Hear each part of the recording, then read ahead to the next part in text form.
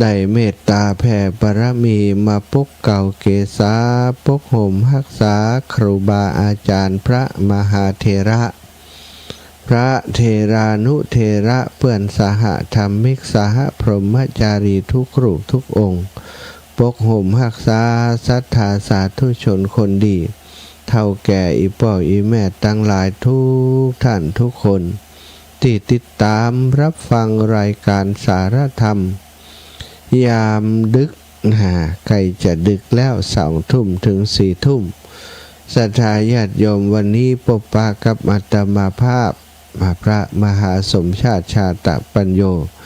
เจ้าของรายการซึ่งทุกวันอังคารอาตมาได้แจ้งศรัทธาอีพ่ออีแม่ตั้งหลายว่าจะนำนิมนต์ครูบาอาจารย์ตนที่มีฝีปากในการเทศได้ทำพื้นเมืองก็ดีเนาะในรูปแบบต่างๆที่หันว่ามีประโยชน์ต่อศรัทธาญาติโยมก็ได้ประสานให้เพื่อนได้มาเทศให้ฟังซึ่งวันนี้เนาะก็วันอังคารเป็นคิวของท่านอาจารย์พระครูสถาพรพัฒนรังสีวัดใหม่พัฒนาตำบลยางครามอำเภอดอยหล่อจังหวัดเชียงใหม่ตอนนี้ท่านอาจารย์คงจะพร้อมแล้วเนาะก็จะได้ติดต่อดูถ้าเปิ่นพร้อมแล้วก็จะได้มอบเวลาให้เปิ่นในเวลานี้เลยถ้าเปิ่นบ่พร้อมก็จะอู้ล้อเปิ่นไปสักกรรม แต่คิดว่าคงจะพร้อมเพราะว่าได้ติดต่อประสานกันเมื่อสักตอนหัวค่ำยามแลงแล้วเนาะสถาขออนุญาตโทรหาท่านอาจารย์ก่อนเนอะขออนุญาตโทรหาเปิ้นก่อน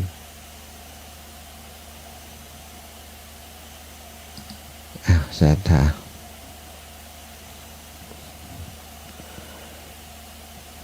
ขอถ้าท่านอาจารย์พร้อมก็จะได้นิมนต์เปิ้นเลยเนาะสาธา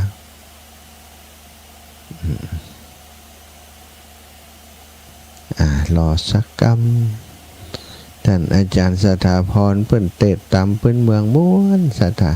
ถวายความเคารพท่านอาจารย์ครับผม เสียงดังฟังชัดมาเลยเนาะพร้อมแล้วเนาะครับผมมอบเวลาให้ท่านอาจารย์เลยครับกราบนิมนต์ครับครับผมครับขอบพระคุณครับ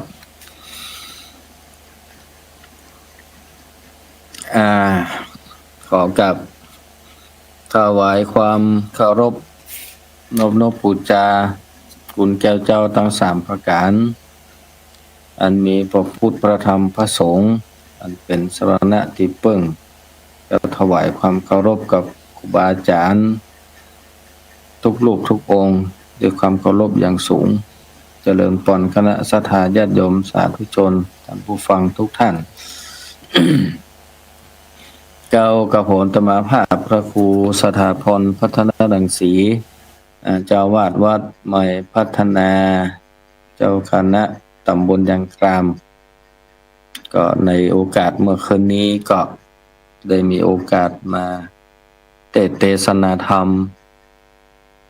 พื้นเมืองแห่งโอกาส1 วาระ 1ในค่ำคืนนี้ก็ในธรรมเทศนาที่จะได้นำมาเทศนาในค่ำคืนนี้นั้นก็มีชื่อว่าตำนานหอยห้อย ซึ่งก็เป็นธรรมเทศนาเป็นตำนานกล่าวในเรื่องของหอยเนาะแล้วก็ภายในเนื้อหาสาระก็จะแฝงด้วยคติธรรมคำสอนข้อคิด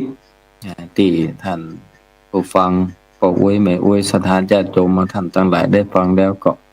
ไปพิจารณาเนาะพิจารณาในการใช้ชีวิตการประกอบชีวิตของเฮาบ่ได้เจตนาว่าร้ายใครคนใดคนหนึ่งแต่อันนี้มันเป็นตำนานที่เพิ่นได้สืบทอดได้มีคติเตือนใจเอาไว้เพื่อว่าเราได้ยินได้ฟังแล้วก็จะได้มาเป็นข้อคิด สะกิดใจตัวเก่าเป็นนั้นแล้วก็ถ้าพระธรรมเทศนานี้กันเป็นว่ายาวนักแกก็จะถือโอกาสนี้ได้เทศนาไปเรื่อยๆเนาะก็จะน่าจะประมาณชั่วโมงหนึ่งน่าจะจบเพราะฉะนั้นแล้วก็เพื่อบ่ให้เป็นการเสียเวลาเนาะก็จะได้เทศนาให้ท่านทั้งหลายได้สดับรับฟังกันอนุโมทนาขอบคุณกับบาอาจารย์กับญาติโยมทุกท่านเด้อที่รับฟังติดตามดูในขณะนี้เชิญทุกท่านได้รับฟังพร้อมกันณบัดนี้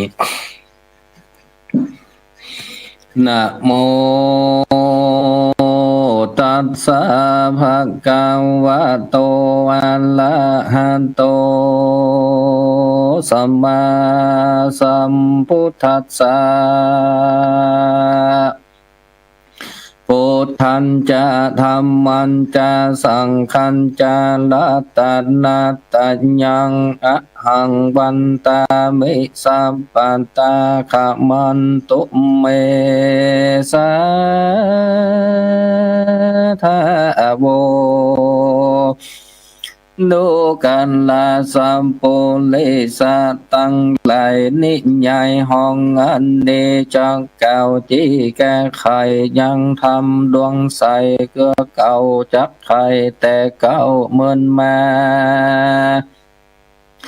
ในอาทิตากันดานานนักแก่ล่วงมาแล้วแต่ไปดังอันสืบมาตั้งแต่เก่าเมื่อพระเจ้าตนกูตนสัพพัญญูชื่อว่าวิปัสสีพระมุนีเตศนาธรรมสั่งสอนโลกคือคำโมฆะทรงสารเธอถึงเบียงดีปานแก้วผู้เป็นนายนำหมู่สัตว์และคนและฝูงปูตุชนน้อยใหญ่จุมอังไฟโสมปานาติกักการเมินมาคนแดดเทวดาอยู่เฝ้าหากูจาตนพระพุทธาอยู่เก่าเมื่อตนเจ้ายังโพดสงสารเหินเมินนานจันลำนานนักพัมอาทิตายามนั้นยังมีละทาเมืองใหญ่ฝูงหมู่คนอาศัยไหลอยู่ยินดีภัยลาดบันคนมีไหลดักคนอยู่มากดวงไหลคนปันปวงใหญ่น้อยใหญ่ทุกผู้ไฟยินโจมหากเป็นเมืองอุดมสุขมากฝุ่งหมู่ภัยลาดสุขลายอยู่สุขสบายเตียงเต้าทุกหมู่เจ้าแรงงายบ่มีโคนตัดลายมาค่อนขิงเป็นเมืองยิ่งอุดมสุขเกษมมากนาก็มีและอัฏฐเศรษฐีจะปริญญาจะกรรมานิเวสนังติทานทิในกาลยามนั้นยังมีเศรษฐีผู้บาปบายและนางเตรียมใจตนเมียมีใจวนเวกรรมเศร้าพร้อมโดยลูกเต้ายิงใจอยู่เตรียมใจกับพ่อแม่บ่อนใดภัยแผ่นาอยู่ตั้งในส่วนทรงกาวายเศรษฐีเกิดบอดดีเตียวถูกตั้งพ่อแม่ลูกวงใหญ่เขามีใจตั้งเดียวเอากันคมเกี่ยวบิดเบี่ยงใจคนเงียงงอคอในจิตใจขอบอนถูกตั้งปอมแม่และลูกวันในหากมีใจเหมือนกันชู้ผู้เหมือนนั้นอย่าเสียทีใจบับใบมันเดือดไม่ปาลาเยี่ยมาฟังธรรมพระพุทธเจ้าที่แต่ใจบับเศร้านักหนาส่วนพอเสียที่เข้าใจคดเข้าฟังธรรมจริงรู้ไหลอันใดจ้องรู้แจ้งปองในธรรม แย้มกลางคืนดำเดึกมากเศรษฐีหากด้านนอนก็มีและละติญาน้อยกลางคืนนอนได้ลุงใส่ฟ้าบุ้งเรื่องรายถึงยามมาควายสองแจงยาเศรษฐีก็แต่งไปหา มันกำเอาถงป่าห้อยบาเตียวแอวลากลางนาสองงมปูป่าสะใสมันก็บ่ละอายตอมบาปมันบอกกลัวกำฮึกหยาบปลาตัวก็จะลาแก่เท่าแอวงมเงาสอดศอกตามสันลอกเงมลูกเอามือจูจกดูพับควายแป่งตาใสงมหอยน้อยใหญ่เล็งพอควายไปมาเท่านังจะใจบาปเท่ากับงาบมาเว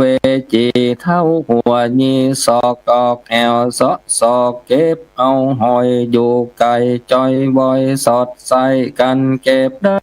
เต็มทง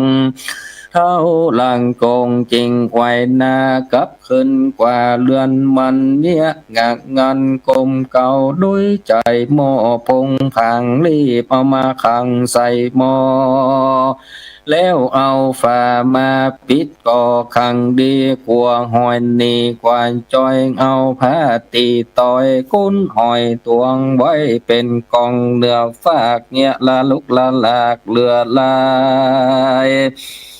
หอยมีมากมายเป็นหมู่อันโกก้นกองอยู่บนฟากร้องออกปากวายวายว่าตายตายเป็นหมู่เจ็บแสบไม่บูตั้งตัวเป็นทุกข์โคยิ่งดำอันแย่เศรษฐีมาความเกลือกกโกนตกยิ่งล้นดานตายญาผีภัยสั่งมาใจบาปมาเตกขนาบเข็นคาคือความนาโสมอลันนาฟุงหอยนันนาอยู่ในน้ำตูมาซ้ำถมทองน้ำตาหนองสะใสจริงกล่าวไว้วอนคอว่าโอ้ยโนแม่เศรษฐีเป็นเจ้าตัวข้านี้เล่าอยู่ในนา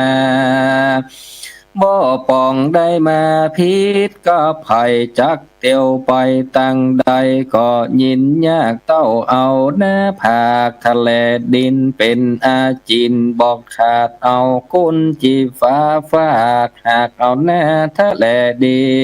น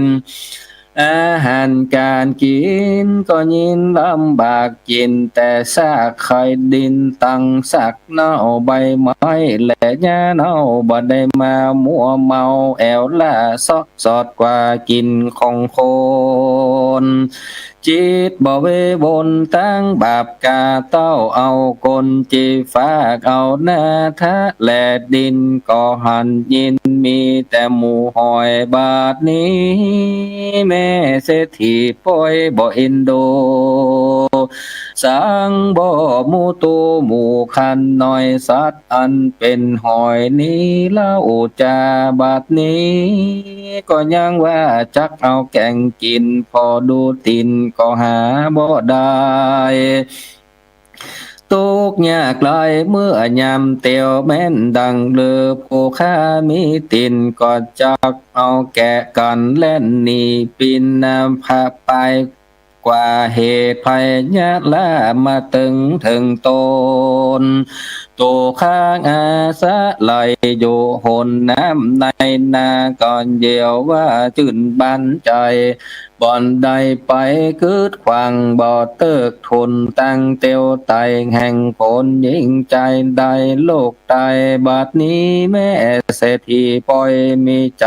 ละหัตมากรรมจัดโศกโคกของกินลำในโลกโลกาแ มีมากนานาพับแผ่บ่ใจมีแต่หมู่หอยฝุ่งจัดโดยคนจีฟ้าเอาเก็ดหน้าเตียวดินอาหารดียินลำบากมีมวลมากหักหลวงลายบ่ใจมีแต่หอยดำเต้าอีและแน่แม่เศรษฐีเฮ้ยตาในกาลยามนั้นแม่เศรษฐีซ้ำมาเล่งด่าเก็บเอาหอยมาแกงกินกับเขาว่าน้ำหอยนี่แน่หวานกินลำไหลมากล้นคนสอบสู้เดือนไหลซ้ำมาเอากันกินเลี้ยงตั้งมวลแดดเลือดูกะแลจุ้มหอยเรามวนบูอันยังอยู่ในแผ่นน้ำวันนี้เราพามยินจักไตชีวิตวำใบวินาศดับจิตขาดเมื่อมอนเราหมู่หอยจอนดำคำสากรรมสาวอันขังอยู่ในเล่าหมดดินตุกเมาวินหายม่วนชีวิตด่วนมรณังตายในบัดนี้และนอเมื่อนั้นยาเศรษฐีเนี่ยบ่ดีละโลกเนี่ยโกกกากเอาหอยมากมาแก่งเมื่อยำแรงไก่คำนางก็เร็วรำเลือดแรงรีบมาแก่งหอย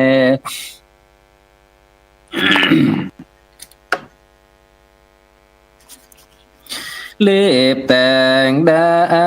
กอยตำพริกและเกลือตั้งไฟดังไฟลูกไม้เรือเปลวเหลืองเอาหม้อดินแกงขึ้นตางสนหลัวเขาเอาไฟแรงเปลวไฟแดงลูกไม้น้ำหม้อแกงไว้เดือดละลั่นเลือดโดยเปลวไฟควักที่แกงลงหม้อเอาปากก้นต่อกวนกาวเปลวไฟแรงเอาไม้นำร้อนเดือดลั่นตันใจแย่เมื่อนางยกเอาหอยซัดลงลอยในหม้อใหญ่ฟุงหอยก็ร้องร่ำให้วอนคอว่าดูแลแม่เศรษฐีเฮ้ยตูนี่แน่จีปวดจากดาลัวติงตายขอแม่นายเป็นเจ้าจงไว้ชีวิตลูกเต้าหมู่ข้าแด่เตอ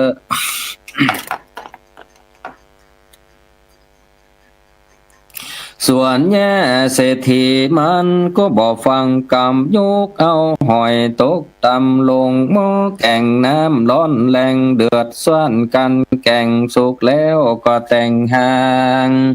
ยกมันตำแล้วเรียกร้องผัวคำมาสู่ร้องเอาหมูลูกเต้ากูยิงใจมันนั่งใหญ่แบบล้อมตั้งพ่อแม่ลูกอยู่พร้อมกันกินหมู่เขา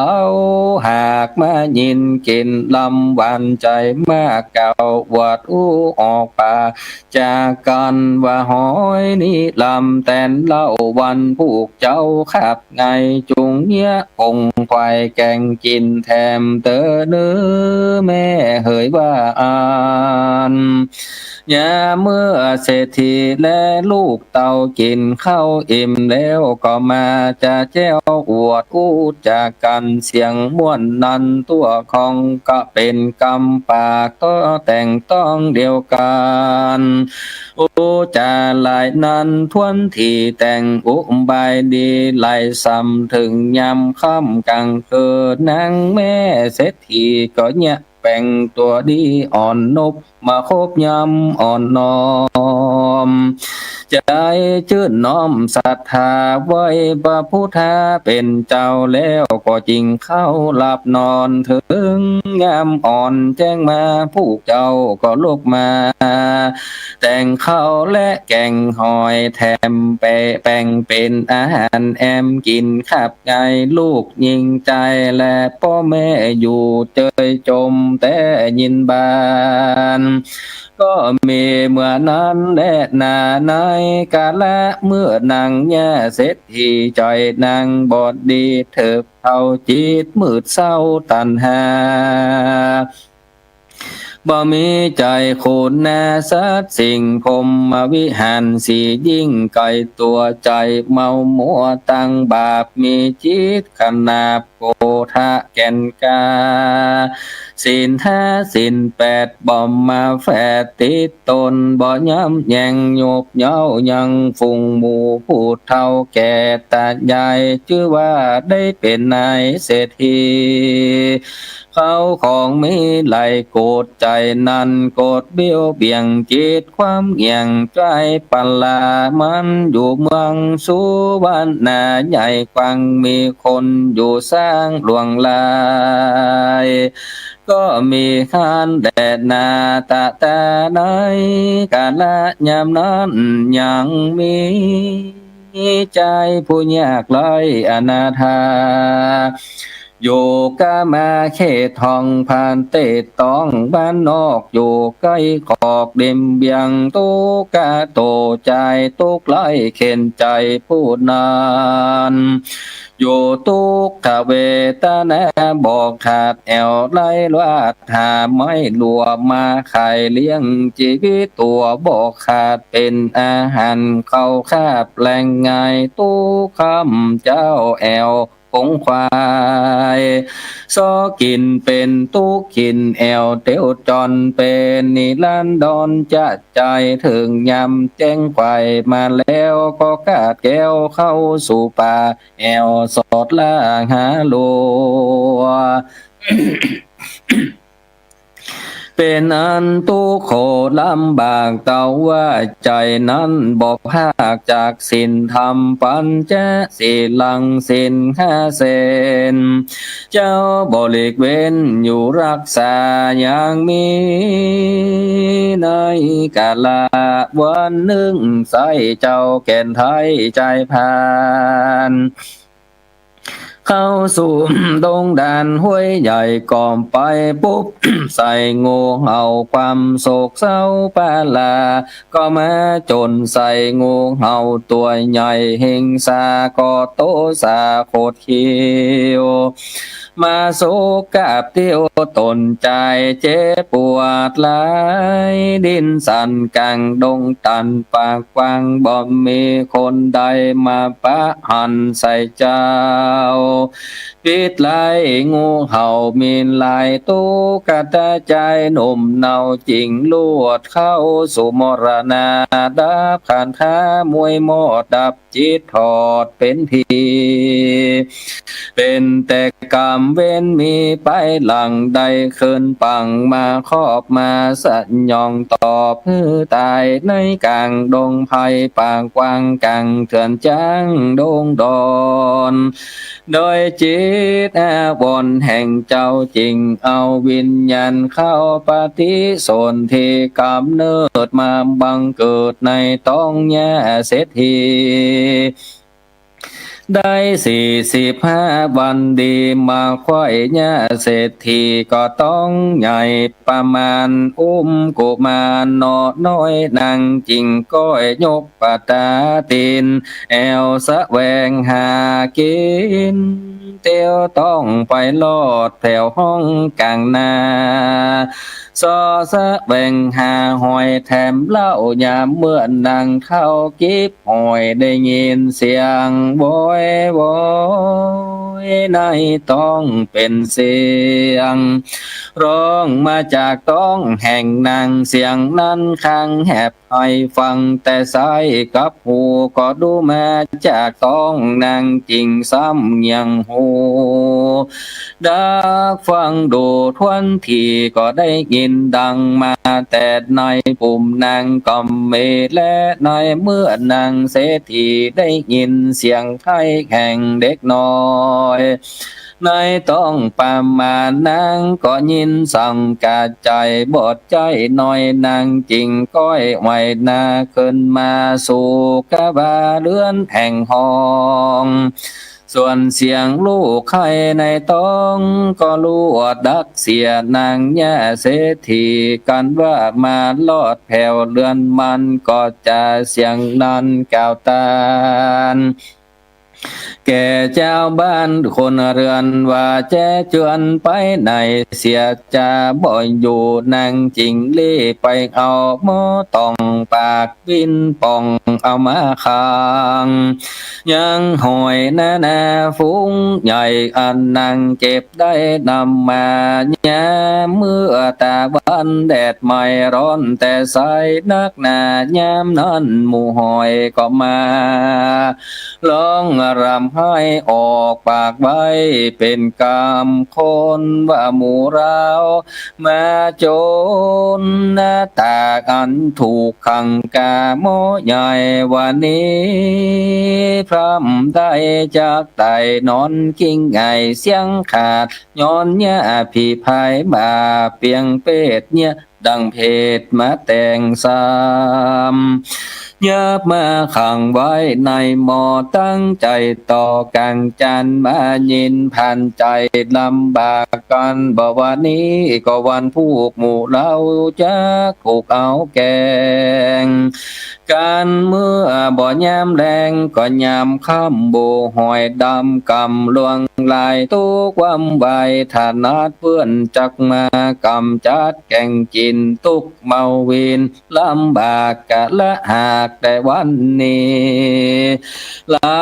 จากตายนี่พัดภาคเอาตัวจากนี่การโหบาตาโอยโน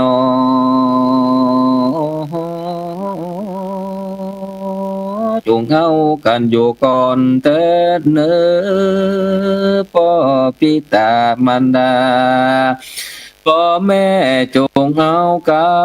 นดักลีอยู่แต่ในดินอย่าคือคนยับเอาไปกินแกงแค่แกงอ่อมตั้งตูข้านิยมติงตายโหโอยโนหมู่ข้านี้ก็จากได้ปัดภาคใต้เสียจากลูกเต้าวงใหญ่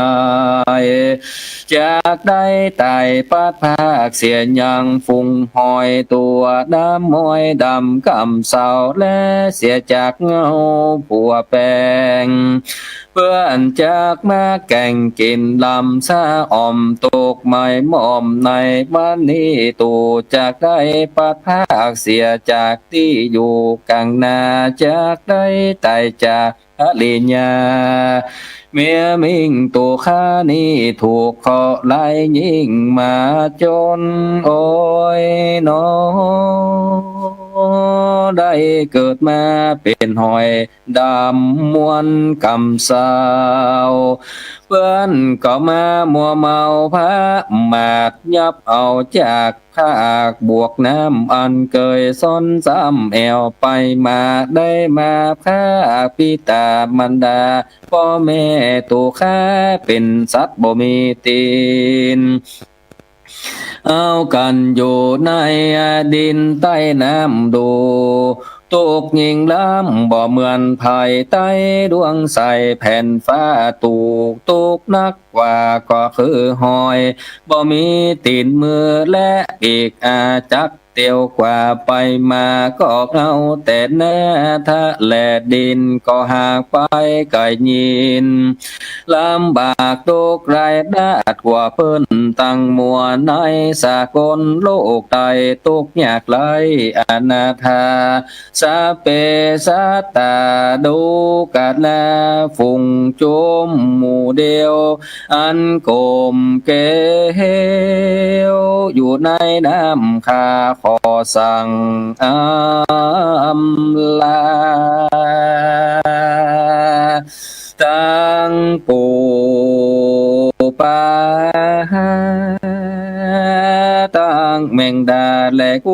หนึ่งเดียวฝูงอันเคยเป็น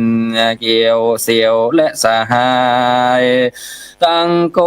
บขาดลายและเขียดน้อยจุงเอากันก้อยดักอยู่ลับแม่พูดคู่อยู่ในโลอยากให้คนมาจกอยู่ยับเอาไปเตอเนอดูกาลาสหายเฮ้ยวันนี้นะเลยร้อนรายตุกแสบไม้เลือดไหล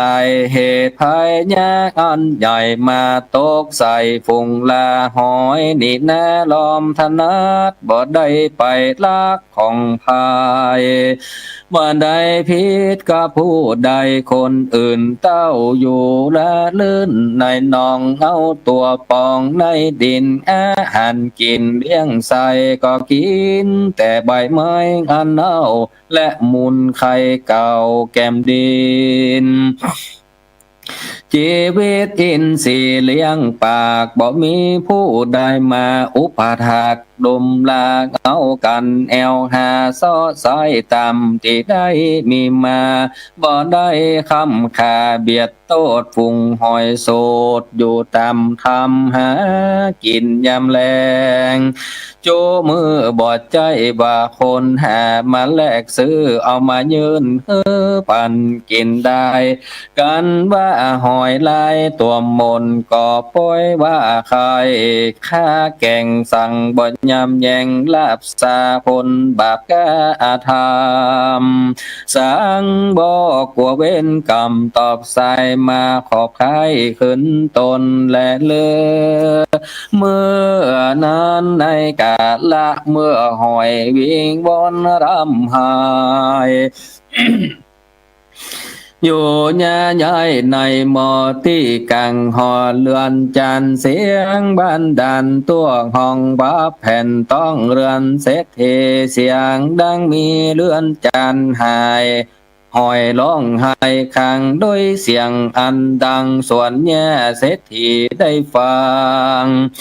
ยินหลากจริงออกปากตั้นเจนจาซึ่งสายที่ตาลูกเต่าว่าหอยกำเศร้าลวงไหลเอากันรำไรหุยหา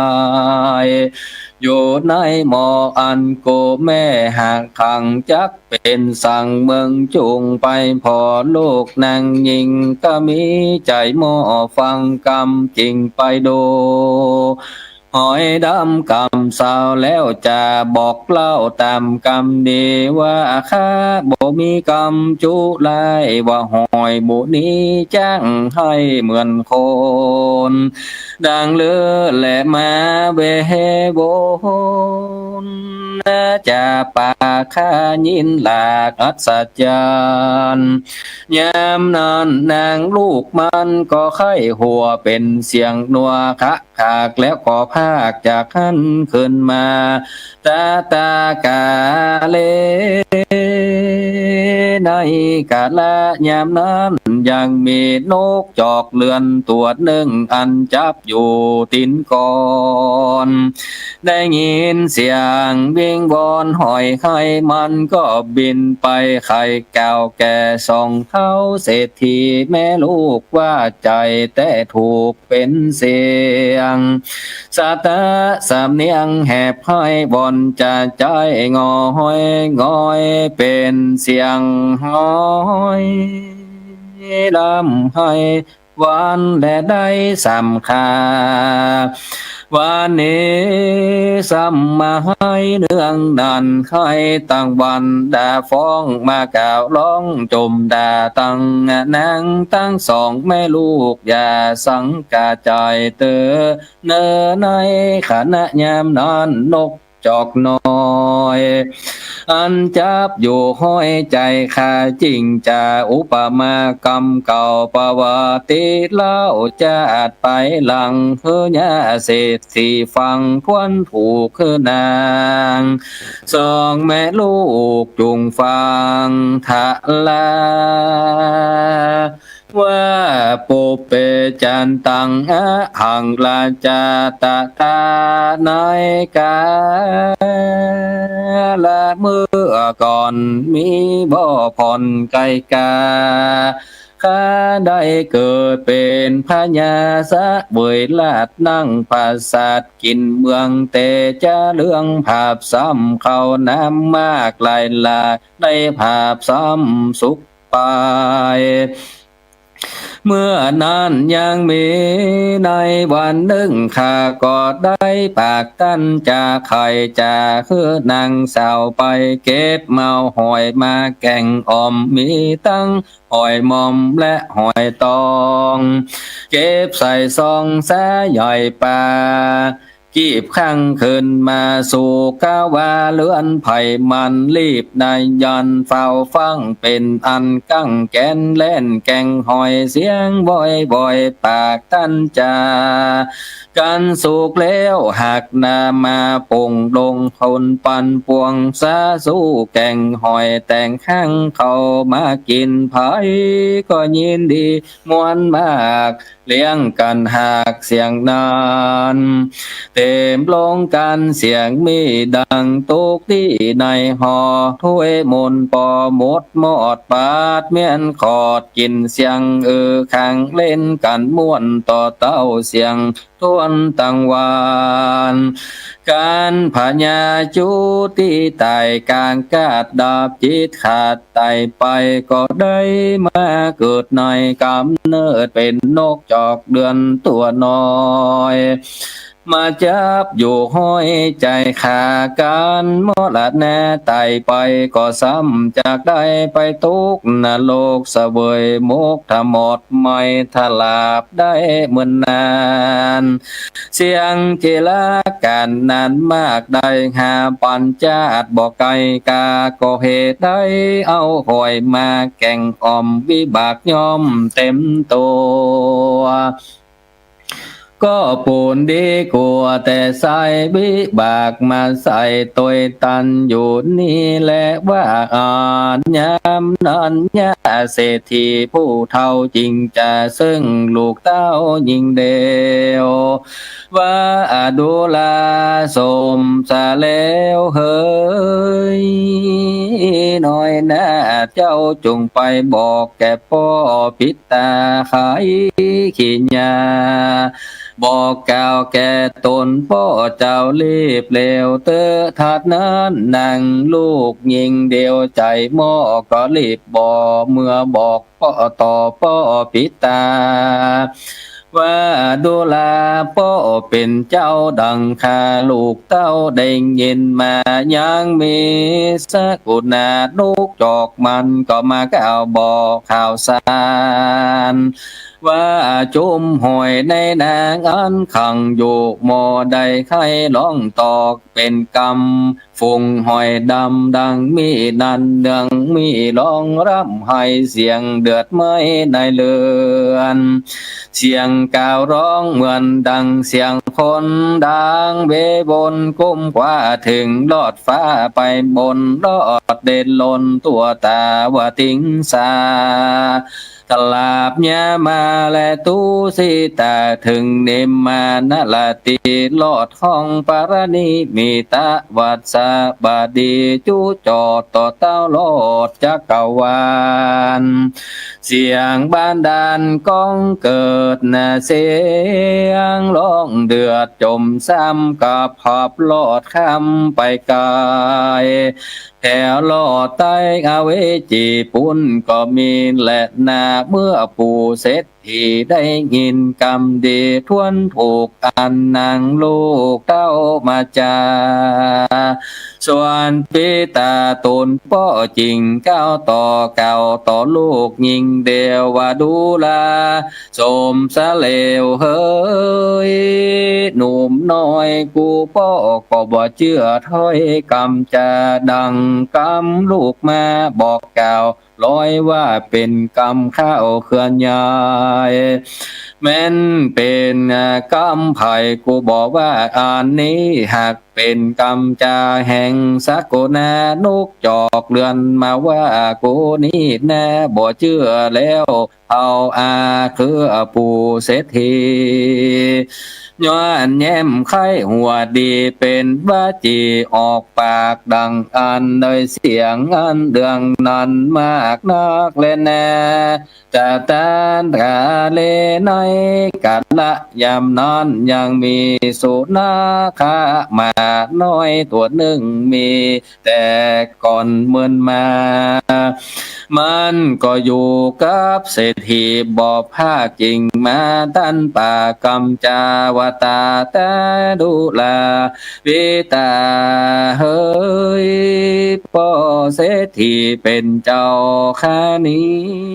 ป่อยได้ยินมาว่าฝูงสัตว์ตาหอยดำกำเศร้าร้องไห้โอดเอาเสียงข้างปังเมื่อข้าได้เกิดมาเป็นนกยางก็ได้สาบกาบเอาหอยมากินเป็นอาจินบองขาดกันข้าไตจากอันเป็นนกยางก็ได้เอาจิตวางไปเกิดในนรกเดือดอเวจีเสวยวิบากมีเหมือนมากเสียงจิรการเหมือนมากได้ข้าลอยจ้าเป็นทะลาและแน่ยามนั้นปู่เศรษฐีฟังยินลาก็ทุกข์ใจมากยินกลัวทวนดังหัวปอกลัวปองอังกลัวมากตำกรรมมาหากบอกจาเศรษฐีก็มาสร้างผลบุญก็ตามนุนไปบ่ขาดศีลห้าศีลแปดหากเติบแปลงจริงครบย่ำแย่งผู้เฒ่าผู้แก่บ่เลีกแวไปนายเจตเลื่อมใสตีต่อตามบาทข้อในธรรมไว้นบคบยำค่ำเจ้าลวดเอาหอยดำกำเศร้าอันขังอยู่ในหม้อเรือนจานลวดเอาไปถอกใส่คืนน้ำปล่อยเสียทุกตัวนาศาสตร์ก็มีและเศรษฐีก็พ่ำยินดีมากนักและนาปาละอาเกตั้งแต่นั้นไปหน้าเล่าบุปูเท่าเศรษฐีก็แปลงใจดีโจมมากจำศีลภาวนาหยาดน้ำไม่ตันโอติสาการนะบุญย่อมือตุนตั้งเก้าตุกคำเจ้าย่อตานก็มีตุกเมื่อและนาเพื่องนาแต่นอนไปนาเป็นแต่หน้าบุญแห่งพุทธังกุลมากำจูนุนบ่ภาคจักได้เสวยกรรมมาวิบากมาสยองตอบถึงตัวดังอันในขณะยามนั้นอายุเศรษฐีได้45 ปีตึงมาเจ้าก็ไปจำศีลและภาวนาทุกเมื่อด้วยใจเชื่อกองบนก็ตำนุนไปบอกขาดยามนั้นยังไม่ใจทุกตาผู้หนึ่งมันก็เตียวแอวขอกินข้าวตั้งผ้านุ่งห่อความใบผ้าญาก็ตันไปจูเยื่องตั้งผ้านุ่งเครื่องไหลอันตั้งเข้านำพัดใจทุกสิ่งทุกกตาได้รับตันของยิ่งเจ้าก็จริงลงเรือนมายามนั้นผ้าญาก็อยู่มาลาเฮอเลยไล่ยุบมาเฮอเลยไล่แยกเขียวใส่ใจกำพาทุกไม่มาถึงพานทุกมาปานลำบากถึงตนด้วยกรรมเวนวนมีดังนี้ในกาละเมื่อพระญาตายไปแล้วก็ได้กาดแก้วเกิดมาเป็นคนกรรมนั้นมาบันดลสะย่องตอบได้ขึ้นครอบถึงตนจึงเกิดมาเป็นคนอันตามย่อเพราะกรรมวิบาก มาตอบเลยตาน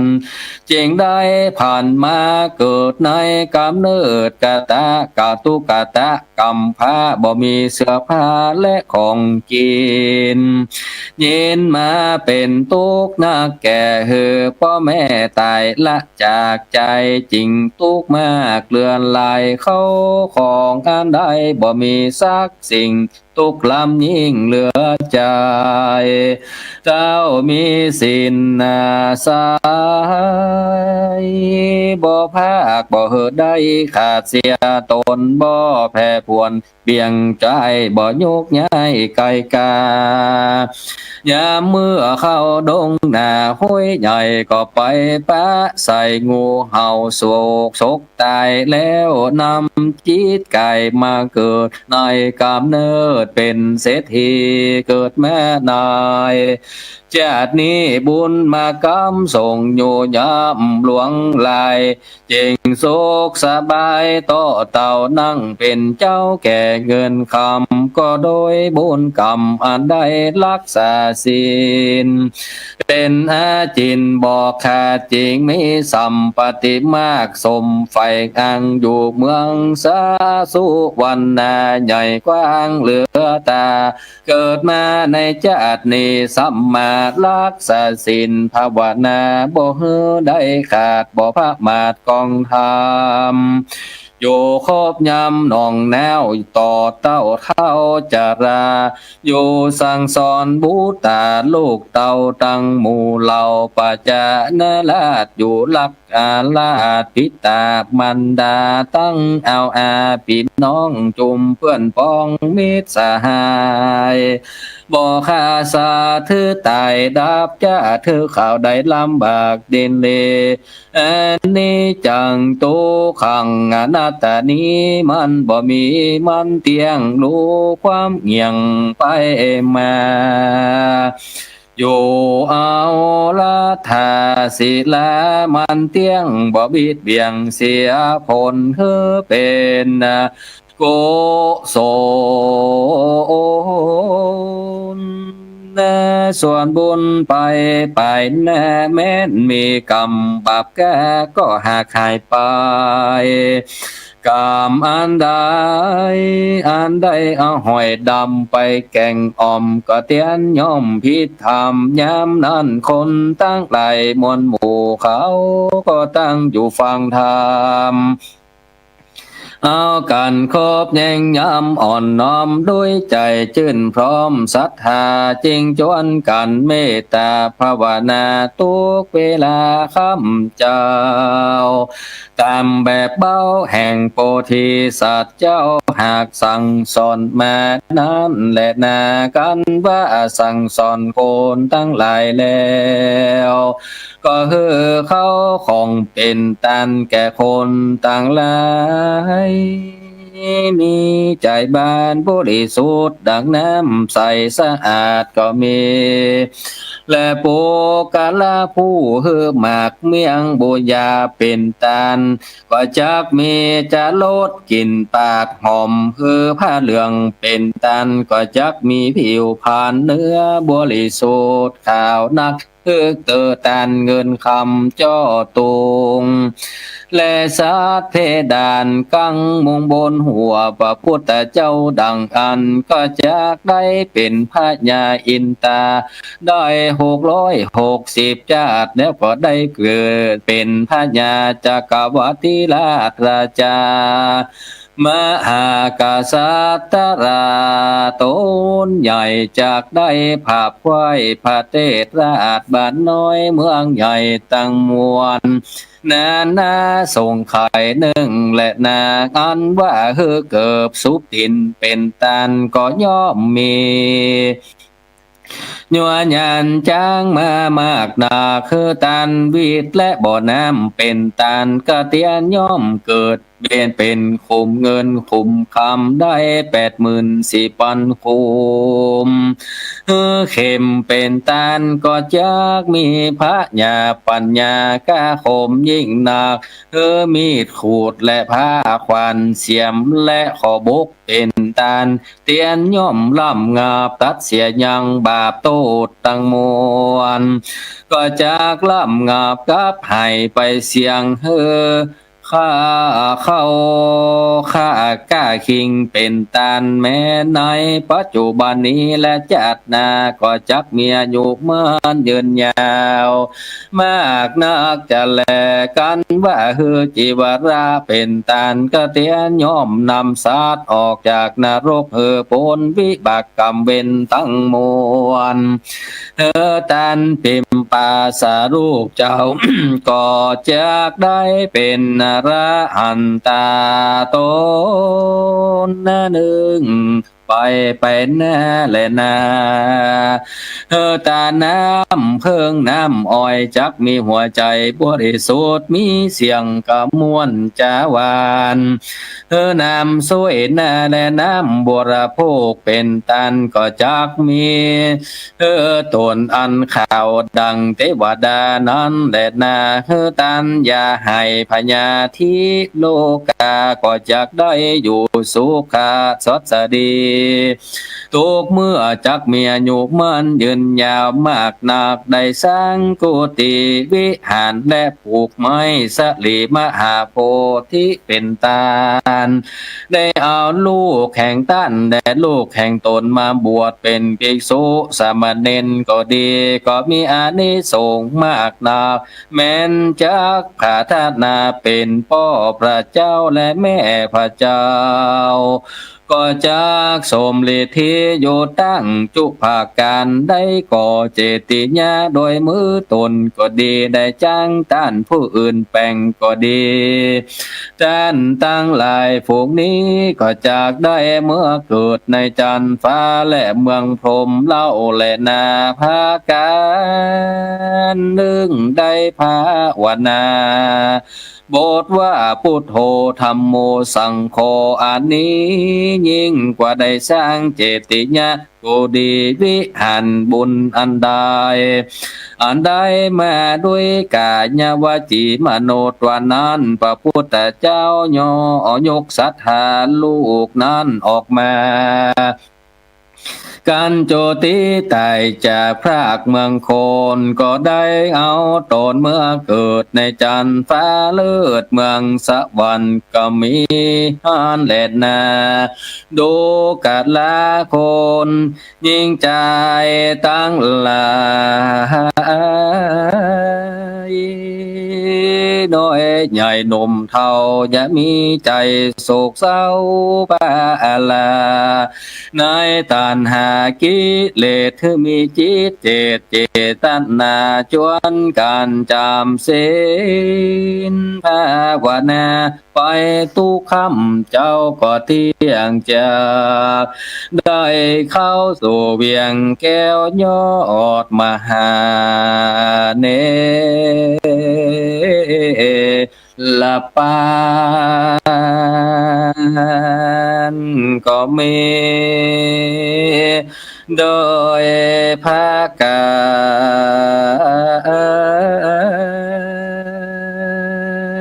รดังกล่าวมานี้แลนานิทิตาขียังอันสังวันนาวิเศษจาห้องเหธรรมเทศนา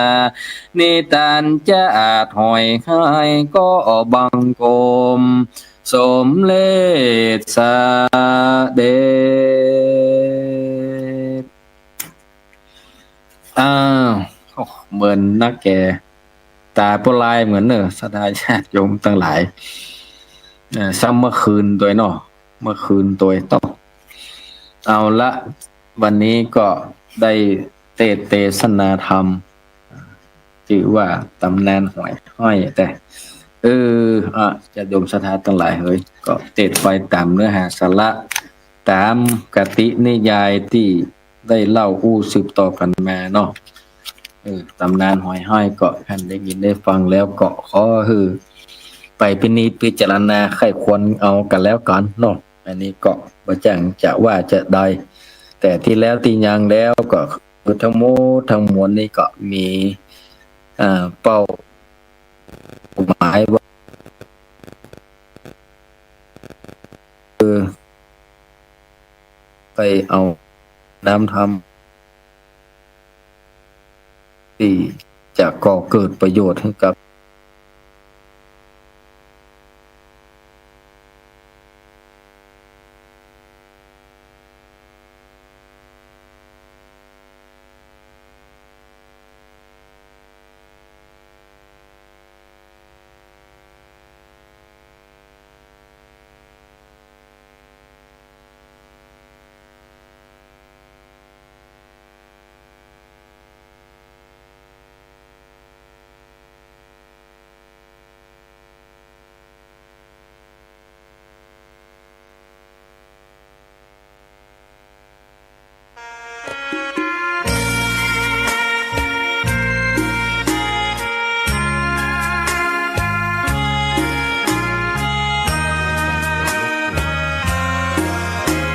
เสียงมันหายไปเนาะสาธุ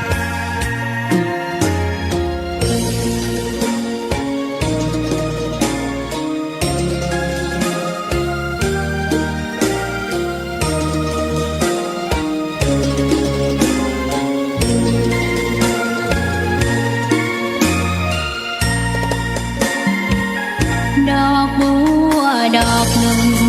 พึงใจไว้เพื่อบูชาแด่องค์พระศาสดาสัมมาสัมพุทธเจ้ามีความงามเงียบไม่เปรียบเทียบเขาเทียบเราใครมองไม่งามช่างเขาแต่เจ้าก็คือดอกบัวด้วยความสัตย์ซื่อยึดถือความดีเป็นหลักใครรักไม่รักก็ไม่จมปลักมองมัวเมื่อโผล่พ้นน้ำก็เห็นความงามในตัวไม่ยึดติดในตมชั่วขอเป็นดอกบัวดอกดีใครไม่มองว่าบัวงามเด่นแต่บัวก็เป็นดอกบัวทุกวันอย่างนี้ไม่อยากเด่นดังแต่มุ่งหวังในทางเด่นดี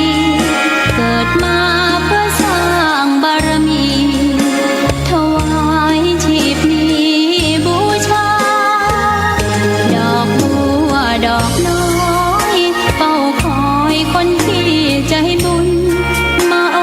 บเอื้อเกื้อกูลรู้ค่าของบุญเก็บบัวขึ้นมาเพื่อสร้างความดีและเสริมบารมีดังว่าใช้ดอกบัวนี้บูชาพระสัมมาสัมพุทธองค์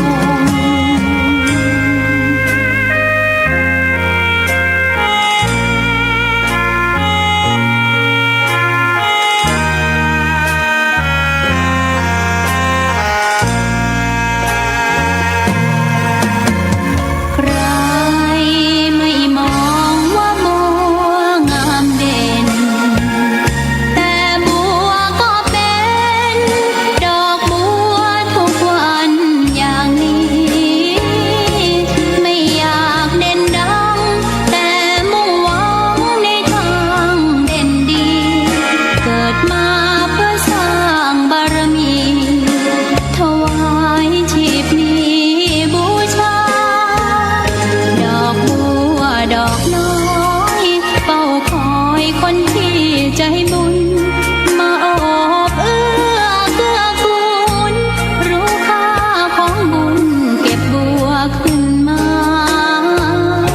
เพื่อสร้างความดีและเสริมบารมีดังว่าใช้ดอกบัวนี้บูชาพระสัม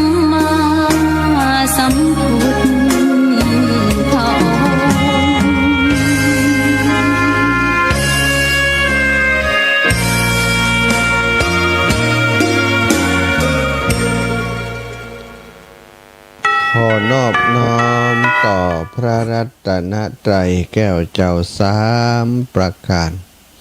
ศรัทธาญาติโยมท่านสาธุชนคนดีทุกคนทุกท่านธรรมะสวัสดีสวัสดียามค่ำคืนใกล้จะเข้านอนกันแล้ว บางฝ่องกันถ้าจะนอนไปแล้วเนาะบางคนเปิ่นนอนเจ้า2 ทุ่มก็นอนแล้วนะแต่หลายๆท่านหลายๆคนยังบ่นอนเตื้อก็โดยเหตุว่ายังสนใจที่จะฟังธรรมธรรมะเนาะยังสนใจที่จะฟังธรรมในยามค่ำคืนอยู่นะก็บ้านเฮาก็ว่าอดตารับครับตานอน จะนอนก็บันแนมนอนจ้ะอยากจะฟังธรรมะจบลงไปจากท่านอาจารย์พระครูสถาพรพัฒนรังสีเจ้าอาวาสวัดใหม่พัฒนาเจ้าคณะตำบลยางครามอำเภอไดหล่อจังหวัดเชียงใหม่ตำนานหอยให้นาสตาความจริงถ้าเวลาปอเนาะเปิ่นใส่กือใส่กาบแหมแน่โอ้สตา เดี๋ยวก็ให้ตัวแต่นะเนาะแต่วันนี้จำกัดโดยเวลาท่านอาจารย์ก็เลยเดินทำเร็วหน่อยบัดได้แวะได้แหวะคือศรัทธาญาติโยมได้บันเทิงสักต่อใดเนาะต่อก็เงื่อนไขของเวลาจำกัดศรัทธาท่านอาจารย์ก็พยายามเทศให้อยู่ในเวลา1 ชั่วโมงจับพอดีบัดได้ลาศรัทธาสกรรมเนื่องจากว่าสัญญาณต่างๆอาจารย์มีปัญหาติดขัดอะไรอย่างก็บ่ฮู้เนาะเสียงเงียบไปเสียงหายไปก็น่าเสียดายท่านอาจารย์บัดได้ลาสักกรรมบัดได้ปั่นปอนศรัทธาสกรรมก็คงเป็นที่เข้าใจกันเนาะบางครั้งบางทีเรื่องของเทคนิคเรื่องของโทรศัพท์มือถือเนี่ยคลื่นบันสัญญาณมันบดีกาแบตเตอรี่มันหมดได้เนี่ย ก็จบข่าวเหมือนกันพบปะกันค่ำคืนวันทุกวันอังคารก็พยายามเนาะจะหาครูบาอาจารย์ผู้มีผู้ปฏิบัติดีปฏิบัติชอบผู้มีวาทศิลป์ในหลายๆรูปแบบเทศพื้นเมืองกาเทศบรรยายกาความรู้เรื่องสมุนไพรกาบข้าวโครงกรต่างๆข้าวทำกำเมืองสลับเอามาออกในวันอังคารเนาะอาตมาภาพจะออกคนเดียว2 ชั่วโมงก็ได้สตาแต่ว่าคิดว่าประโยชน์จะนักกว่าถ้าได้นิมนต์ครูบาอาจารย์มาเข้ารายการตัวเพราะประการหนึ่งความรู้ของอาตมานั้นก็มีจำกัดจำเขีย ความรู้น้อยนะเทศธรรมพื้นเมืองอย่างครูบาอาจารย์ท่านพระครูสถาพรอย่างตะกี้นั้นก็บ่ได้พอจะเดินทำได้นะพอจะฟังได้เท่านั้นนะศรัทธาคนที่เปิ่นฟังเปิ่นเรียนมาตั้งแต่เล็กแต่น้อยมีครูบาอาจารย์สั่งสอนมานะก็ย่อมจะมีฝีไม้ลายมือที่ดีที่ชำนาญชำนิชำนาญสามารถสื่อสารไพเราะเพราะพริ้งท่านพระครูวรธรรมมานาถหลวงพ่อท่านพระครูสังวรศิลาภิลักษ์เหล่านี้เป็นเทศธรรมพื้นเมืองใดไพเราะท่านพระอาจารย์มหาสมชาตินันทธรรมิโกพระครูปริยัติธรรมาวุฒินี่กันเนาะนั่นก็เทศม้วนสถานะวันนี้ก็ได้ฟังเรื่องหอยให้ก็คงจะมีหลายสิ่งหลายอย่างที่ทำให้ศรัทธาได้เตือนจิตสะกิดใจกับศรัทธาญาติโยมเนาะเป็นการเตือนคิดสะกิดใจความจริงเฮาทั้งหลายนี้ก็อยู่ในขั้นที่เป็นผู้รักษาศีลเป็นผู้ปฏิบัติธรรมกันโดยปกติอยู่แล้วไผก็คงไปจวนน้องหอยให้เนาะไผก็คงไปเก็บหอยมาขังไว้อย่างท่านเศรษฐีภรรยาท่านเศรษฐีคนนั้นนะก็มักหอยแต่ว่าเนาะ มีเวลาบ่ได้ออกตรงไปเก็บหอยฟังแล้วก็เป็นตาอินดูหอยนะเนาะสดาเนาะเดินกับเดินบันไดนะโอ้ยนะเอาหน้าทะเล็ดทะไหลไปคนไปหันใส่เปิ่นกำลังมาเสาะกินนะสดาหิวนะมาเสาะกินดินกินไอ้ยังไปกินดินกินไข่ขู่กินไอ้ยังกินขี้ป่าเนี่ยเนาะป่าขี้หอยก็กินกะ ในในตรงในนาบอกก่อนนี่หอยนักเนาะว่าเดียวนี้บ่ค่อยหันแล้วนะสตาหอยต่ำนาต่ำให้ต่ำนายามน้อยเวลาฝนตกอย่างอีนี่โอ้อย่างฝนตกวันนี้นี่ก็ม่วนนั่นแล้วเนาะฝนตกอย่างอีนี่หอยอีเวอร์อีกอะอย่างหอยเชอรี่นี่นะแต่มันไม่ใช่หอยเชอรี่สตาหอยอีเวอร์นี่มันถ้าอูถึงตามความรู้สึกสมัยก่อนเนี่ยเพิ่นบ่ค่อยกินกันวะเพิ่นบ่ค่อยกินแต่ว่าคนส่วนบางส่วนเพิ่นก็กินกันเอามาคั่วเกมนี่มันอร่อยนะ มันหวานดีว่าบางคนเนาะหอยอีเวอร์หอยก้อนเศร้านะจะเก็บตามไห่ตามนาคนสมัยก่อนทำไห่ทำนาทำนาก็ไปเก็บปูเก็บหอยเก็บอย่างพวกเนี้ยนะสถาเอามากินเอามาเป็นอาหารนะหอยก็เป็นธรรมดาถ้าเปิ่นเก็บมาเปิ่นก็เอาแจกเอามาขังไว้คืนหนึ่งนะบางคนก็เอาอย่างก็หาอันกากบะเป้านะไปใส่ให้มันวะคือมันกินแล้วมันจะมันดีหรอว่ากันไปเนาะขังไว้ทำไมเปิดขังไว้คือมันถ่ายของที่มันติดอยู่ในต้องมันออกมาคือมดเอกขังไว้คือมันถ่ายออกมาแล้วก็เอาไปบางคนก็เป็นก็กกกลเห็นเนาะหอยนี่เอามากกกลแหมกำโอ้เป็นตาดีอินดูเมื่อก่อนนี้ขี้ค้านถ้าเปิ่นใจให้ไปกกหอยกันล่ะจะแกงแค่อีแบบไปเก็บพัก เอาละกะละมังมาเอาละกกหอยแตบเนาะกกเอานะกกกำแก่นเนี่ยศรัทธากว่าจะได้ปอแกงเนาะสภาพความเป็นอยู่ของสมัยก่อนมันเป็นอย่างอันแต่นะศรัทธาอย่างตีในเรื่องราวนี่เป็นเรื่องราวว่าท่านภรรยาเศรษฐีว่าภรรยาเศรษฐีสตังค์เลิกประเตยยังกินหอยอยู่เนาะแต่หมู่เฮาที่กินเพราะอย่างเป็นคนยากคนจนเป็นคนที่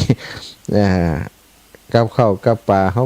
บ่ใจมีหยังนักบ้านนอกของนาบ่ก่อนปูปลากุ้งหอยนี่ปูนี่ได้กินทุกหน้าฝนนี่ก็ปูเยอะนะปูมันออกไข่ออกลูกออกนี่กันปูก็เยอะปูน้อยๆนะ ไปเก็บปูน้อยมาสตาเอามาบางคนก็เอามาเปิดห้องว่ามาตำปูเนาะมาย้ำปูตำปูเนี่ยปูน้อยๆนี่ตำพริกตำยังเขาอุยยิบกินอย่างนั้นอ่ะดูเนาะคนเฮานี่นะ อย่างยักอย่างมานเหมือนกันนะหอยนี่ก็กกกลเปิ่นกกกลเปิ่นเนี่ยมันตายแต่กกกลเวลานี่เนาะก็ถ้าถึงบาปกรรมก็บ่ฮู้นะหอยยังติว่าเนี่ยติมันมีในธรรมนี่เนาะเปิ่นแจ้งว่าขอให้สู่เจ้าทั้งหลายที่กินข้าที่เอาข้ามากักมาขังไว้ให้ได้มีความทุกข์ความยากอย่างตัวข้าเนี่ยหากินก็หากินยากจะไปไหนก็ไปยาก ให้สู่จงได้มีวิบากอย่างกับข้านี่วะสาตาเนาะอันนี้ก็เป็นธรรมะที่ให้ข้อคิดสะกิดเตือนใจในเรื่องของการรักษาศีลโดยเฉพาะในข้อที่หนึ่งเนี่ยสถานการฆ่าสัตว์ตัดชีวิตนะหอยก็มีชีวิตนะสัตว์ทุกชนิดมีชีวิตมีความหักตัวกลัวตายถ้าหอยมันวิ่งได้มันก็วิ่งเวลาเขาจะไปเก็บมันก็วิ่งหนีลุบเนาะแต่มันบ่มีขาบ่มีตีนนะมันไปเร็วบ่ได้ มันไปเร็วบ่ได้มันก็แค่ไปทีละนิดอย่างหอยอย่างที่ว่าตะกี้หอยอีเวอร์ตัวใหญ่ๆเนี่ยเวลาเขาไปจับมันนี่สถานมันก็ปิดปากแห่เนาะมันปิดปากแห่ทำเป็นตายกิ่งอยู่ฮะเนี่ยคนก็ไปเก็บเปิ่นเอามาต้มมาลวกมาแกงกึดไปแล้วถ้ากึดตามไปนี่ก็อินดูเขานะกึดตามไปทุกอย่างทุกประการนี้กว่าจะได้กินหอยแต่ละครั้งนี่ แต่ละคาบหนึ่งที่กินเปิ้นนี่ถ้าจะกินอิ่มก็หอยเป็น4-50 ตัวเนาะชีวิต4-50ชีวิตเอาไปเตรียมไปเติมไปเพิ่มชีวิตของเฮาได้ไปอีก1 วันนะโอ้เก็บเปิ้นมาเนาะหอยต้มเอามาต้มมาแกงเปิ้นยังมีชีวิตอยู่เอาไปต้มเอาไปแกงนี่ต้มไปแกงตายทีเดียวเป็นร้อยเป็นพันตัวเปิ้นนี่คือมนุษย์เฮาศรัทธามนุษย์นี่ก็บ่ต่างกับยักษ์เนาะยักษ์นี่ก็กินแต่กินยักษ์กินคนเฮายังกว่าเนาะกว่ายักษ์มากิน เฮานี่ก็เป็นยักษ์ตัวหนึ่งละกินหมดงัวควายจ้างม้าหมูหมานะเห็บหอยนะปูหอยกุ้งปลากินหมดนะมนุษย์เนี่ยศรัทธาเปิ้นว่าต้องเฮานี่ก็เหมือนเป็นสุสานขนาดใหญ่ของยักษ์ตัวหนึ่งทีเดียวก็ได้ฟังเรื่องหอยให้เนี่ยได้คติหลายอย่างเนาะหลายคนก็ถึงกับกลัวบาปมีบางคนอาตมาเคยได้พบปะคนเฒ่าบางคนเปิ้นเล่าให้ฟังว่าอีแม่ฟังจากทางวิทยุที่ไหนบ่ฮู้อาจารย์เมินมาแล้วบางคนอีแม่ก็มักนั่นละเนาะไปตรงก็ไปเสาะปูเสาะหอยอย่างทั่วไปนะอีเนาะแต่พออีแม่ได้ฟังทำเรื่องหอยให้อีแม่ยั่งเลยอาจารย์ว่ารู้สึกว่าจะอยู่ตั้งดอยหลอดตั้งอย่างเนี้ยนะผมเล่าให้ฟังมันสะเทือนใจว่าฟังแล้วมันอย่างอันแต่นะอาจารย์ว่าเมื่อคืนนี่เขาขังมันไว้มันตึงได้ยินเสียงครอบแคบมันนั่นขึ้นไปเนาะมันขึ้นถ้าเป็นกะละมังอย่างสมัยสถานมันขึ้นไปอยากจะออกมันเลยตกลงมาเนี่ยมันก็เลยเป็นเสียงครอบแคบเนี่ยมันเหมือนกับมันอู้กันแต่อาจารย์ว่าอีแม่อันฟังทำเรื่องนั้นแล้วตั้งหันมาอีแม่ตึ้งมากินหอยแฮมเต้าบัวเดียวอีนะเนาะก็เป็นเรื่องที่ดีนะทำธรรมะที่ครูบาอาจารย์นำมาแสดงก็เอาเรื่องราวจากในธรรมบทผ่องเอาเรื่องราวที่เปิ่นประพันธ์เปิ่นแต่งกันขึ้นมาผ่องสถาแต่เป็นตำนานเนาะตำนานอย่างหอยให้นี่เอามาเทศเพื่อยั้งเพื่อให้เฮาทั้งหลายได้สำนึกถึงบาปบุญคุณโทษที่มันจะเกิดขึ้นกับเฮาบาปกรรมที่มันจะเกิดขึ้นกับเฮาชีวิตเขาชีวิตเฮาชีวิตเขาสัตว์ทุกชนิดมันก็ฮักชีวิตของมันถ้ามีทางเลือกนะเฮาจะเลือกทางที่บ่ต้องฆ่าสัตว์ก็อยู่ได้สถานกินข้าวกินปลามื้อหนึ่งคาบหนึ่งนี่บ่มีจิ้นบ่มีปลาก็ได้นะกินผักกินไม้กินผลไม้ต่างๆที่มันบ่ต้องไปเสียชีวิตของสัตว์ต่างๆทั้งหลายเฮาก็สามารถเลือกเอาได้บางคนเปิ่นกินมังสวิรัติบักกินเนื้อเลยเปิ่นก็อยู่ได้ซะท่าแล้วก็อยู่ได้ยืนยาวอายุยืนกว่าเฮาโดยซ้ำไปบางทีเฮาก็เป็นธาตุของลิ้นเนาะสถานลิ้นมันไขยากลิ้นมันไขยากก็มาจากจิตใจที่ไขยากก่อนจิตใจที่ไขยากนั้นส่วนใหญ่ก็เป็นจิตใจที่ยังหยาบกระด้างอยู่เนาะอยากกินแกงหอยชีวิตเปิ่นนะ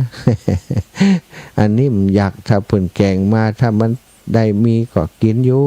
แต่ศรัทธาแกง แกงมาห้อมใจหัวเปิ่นไปยะเนาะศรัทธาก็กินไปตัวเจ้านี่กินทุกอย่าง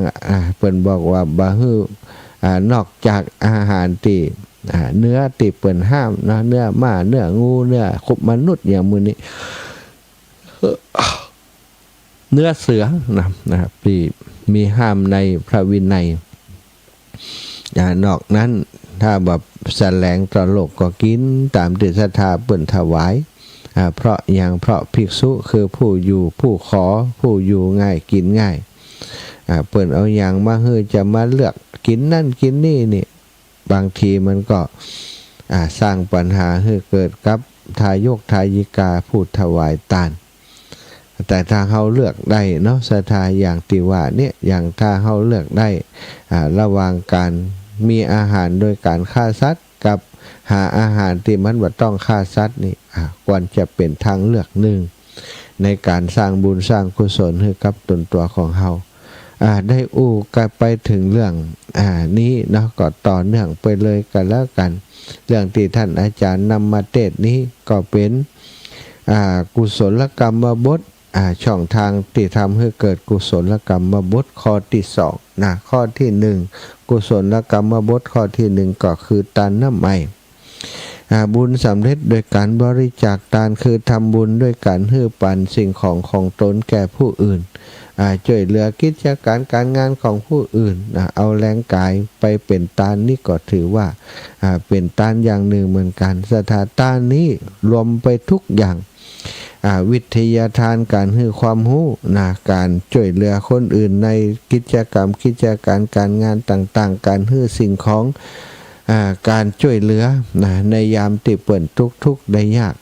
ได้รับความลำบากเปิ่นบ่มีอาหารเอาอาหารไปให้เปิ่นบ่มีน้ำเอาน้ำไปให้เปิ่นบ่มีเสื้อผ้าเอาเสื้อผ้าไปให้เปิ่นการฮื้อแล้วก็การฮื้อก็มีหลายระดับวันก่อนก็ได้ไปเนาะฮื้อโดยจิตเจตนาที่เป็นบุญเป็นกุศลคณะที่ฮื้อก็มีความเบิกบานใจฮื้อไปแล้วก็เบิกบานใจสถานระลึกถึงบุญตัวก็เบิกบานใจการฮื้อทานการฮื้อทานก็มีลักษณะของการฮื้อทานสหายทานสหายทานก็คือทานที่เฮาเนาะที่เฮาทาสตานก่อนเนาะคือทานนี่ทาสตานก็ทานที่เป็นของเลวของต่ำของที่เฮาบ่ใจของที่เฮาบ่กินแต่เอาไปให้คนอื่นอันนี้เรียกว่าทาสตานได้บุญแต่ว่าได้บ่เยอะเพราะเป็นของเหมือนกับของที่เฮาบ่ใจบ่มีความสำคัญต่อเฮาก็เอาให้คนอื่นได้บุญอยู่แต่ว่าได้บ่นักต่อได้สหายทานต่อมาเป็นสหายทานก็คือทานที่เฮากินเฮาบริโภคอย่างใดเฮาก็ให้คนอื่นอย่างนั้นเรียกว่าสหายทานเนาะและสามีทานก็คือทานที่เป็นของประณีตเป็นของละเอียดเป็นของมีคุณค่าเฮาเองยังบ่กล้ากินแต่ว่าสามารถเอามาให้เป็นทานกับคนกับผู้มีศีลกับพระสงฆ์องค์สังฆเจ้าที่เฮาเคารพนับถือแม้แต่กระทั่งต่อบิดามารดาครูบาอาจารย์ที่เฮาเคารพนับถืออันนี้ก็เป็นเรื่องของทานที่ได้ผ่านไปเนาะท่านทำไมเป็นช่องทางให้เกิดกุศลข้อที่หนึ่งทานใหม่ข้อที่สองนี่ก็ศีลใหม่บุญสำเร็จโดยการรักษาศีลคือประพฤติดีโดยการรักษากายวาจาใจให้เรียบร้อยข้อที่สามช่องทางให้เกิดบุญก็ภาวนาใหม่บุญสำเร็จโดยการเจริญสติภาวนาฝึกอบรมจิตใจให้จิตใจให้ได้เงี่ยงให้ได้สงบให้ได้คนงามความดีได้เกิดขึ้นจิตใจนิ่งจิตใจสงบตาคือจิตใจที่มีกำลังสามารถทำให้เกิดบุญเกิดกุศลขึ้นกับตนตัวของเราได้หลายช่องทางแล้วก็ข้อที่สี่ช่องทางให้เกิดบุญก็คืออัปปัจจยนะใหม่บุญสำเร็จโดยการประพฤติถ่อมตนต่อผู้รักผู้ใหญ่ต่อคนอื่นการอ่อนน้อมถ่อมตนนี่เป็นสิ่งสำคัญบ่จำเป็นต่อผู้รักผู้ใหญ่ฝ่ายเดียวนะแม้แต่ผู้น้อยผู้ที่มีวัยวุฒิคุณวุฒิต่ำกว่าเฮาถ้าเฮาเป็นคนอ่อนน้อมถ่อมตนนี่คนเหล่านั้นก็สัมผัสได้คนเหล่านั้นก็สัมผัสได้เป็นคุณเป็นโทษต่อเฮาเหมือนกันเป็นคุณถ้าถ่อมตนก็เป็นคุณต่อเฮาบ่มีโทษอะไรหยังผู้น้อยผู้ที่มีอายุน้อยกว่าเฮาบางครั้งบางทีอาจจะเป็นผู้ที่มีหน้าที่ตำแหน่งที่สูงกว่าถ้าเฮาจามีมารยาทอ่อนน้อมถ่อมตนสื่อสารโดยปิยวาจาก็ย่อมจะเป็นที่รักแก่เขาเนาะ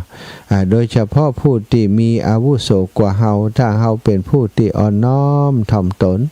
ก็ย่อมจะเป็นที่รักของผู้รักผู้ใหญ่นักปราชญ์บัณฑิตสรรเสริญคนอ่อนน้อมถ่อมตนน่าฮักคนอ่อนน้อมถ่อมตนเฮานึกถึงกิริยามารยาทการการจาของเฮายังพึงพอใจ เนาะเขายังชอบใจแต่คนที่ตรงกันข้ามเป็นคนที่ก้าวร้าวเป็นคนที่ยิงจองหองถือดีนี่สถาวัดดีหรือดีเหล่านี้นี่ก็บ่ค่อยน่าคบหาสักเท่าใดถ้าคือเลือกคบเขาก็จะคบกับคนที่อ่อนน้อมถ่อมตัวเมื่อเป็นอย่างนี้ถ้าเขาชอบอย่างใดคนอื่นก็ชอบเหมือนกันอยากจะให้คนอื่นชอบอยากจะให้ลูกหลานชอบอยากจะให้คนที่อยู่ในกลุ่มในสมาคมในชมรมเดียวกันฮักเดียวชอบเขาก็ต้องประพฤติคุณธรรมข้อนี้หรือว่าช่องทางให้เกิดบุญข้อนี้ก็คืออัปปัจจยนะใหม่นะการประพฤติตนอ่อนน้อมถ่อมตนอันนี้เป็นช่องทางให้เกิดบุญเกิดกุศลข้อที่5ช่องทางให้เกิดบุญข้อที่5เวยาวัจจะใหม่บุญสำเร็จโดยการช่วยควนขวายคือทำกิจที่ชอบแก่คนอื่นเวยาวัจจะใหม่นะอย่างเป็นว่าเวยาวัจจะกรนะผู้ทำหน้าที่ควนขวายในการบุญการกุศลอันนี้ก็เช่นเดียวกันนะเวยาวัจจะใหม่บุญสำเร็จโดยการควนขวายช่วยกิจกรรม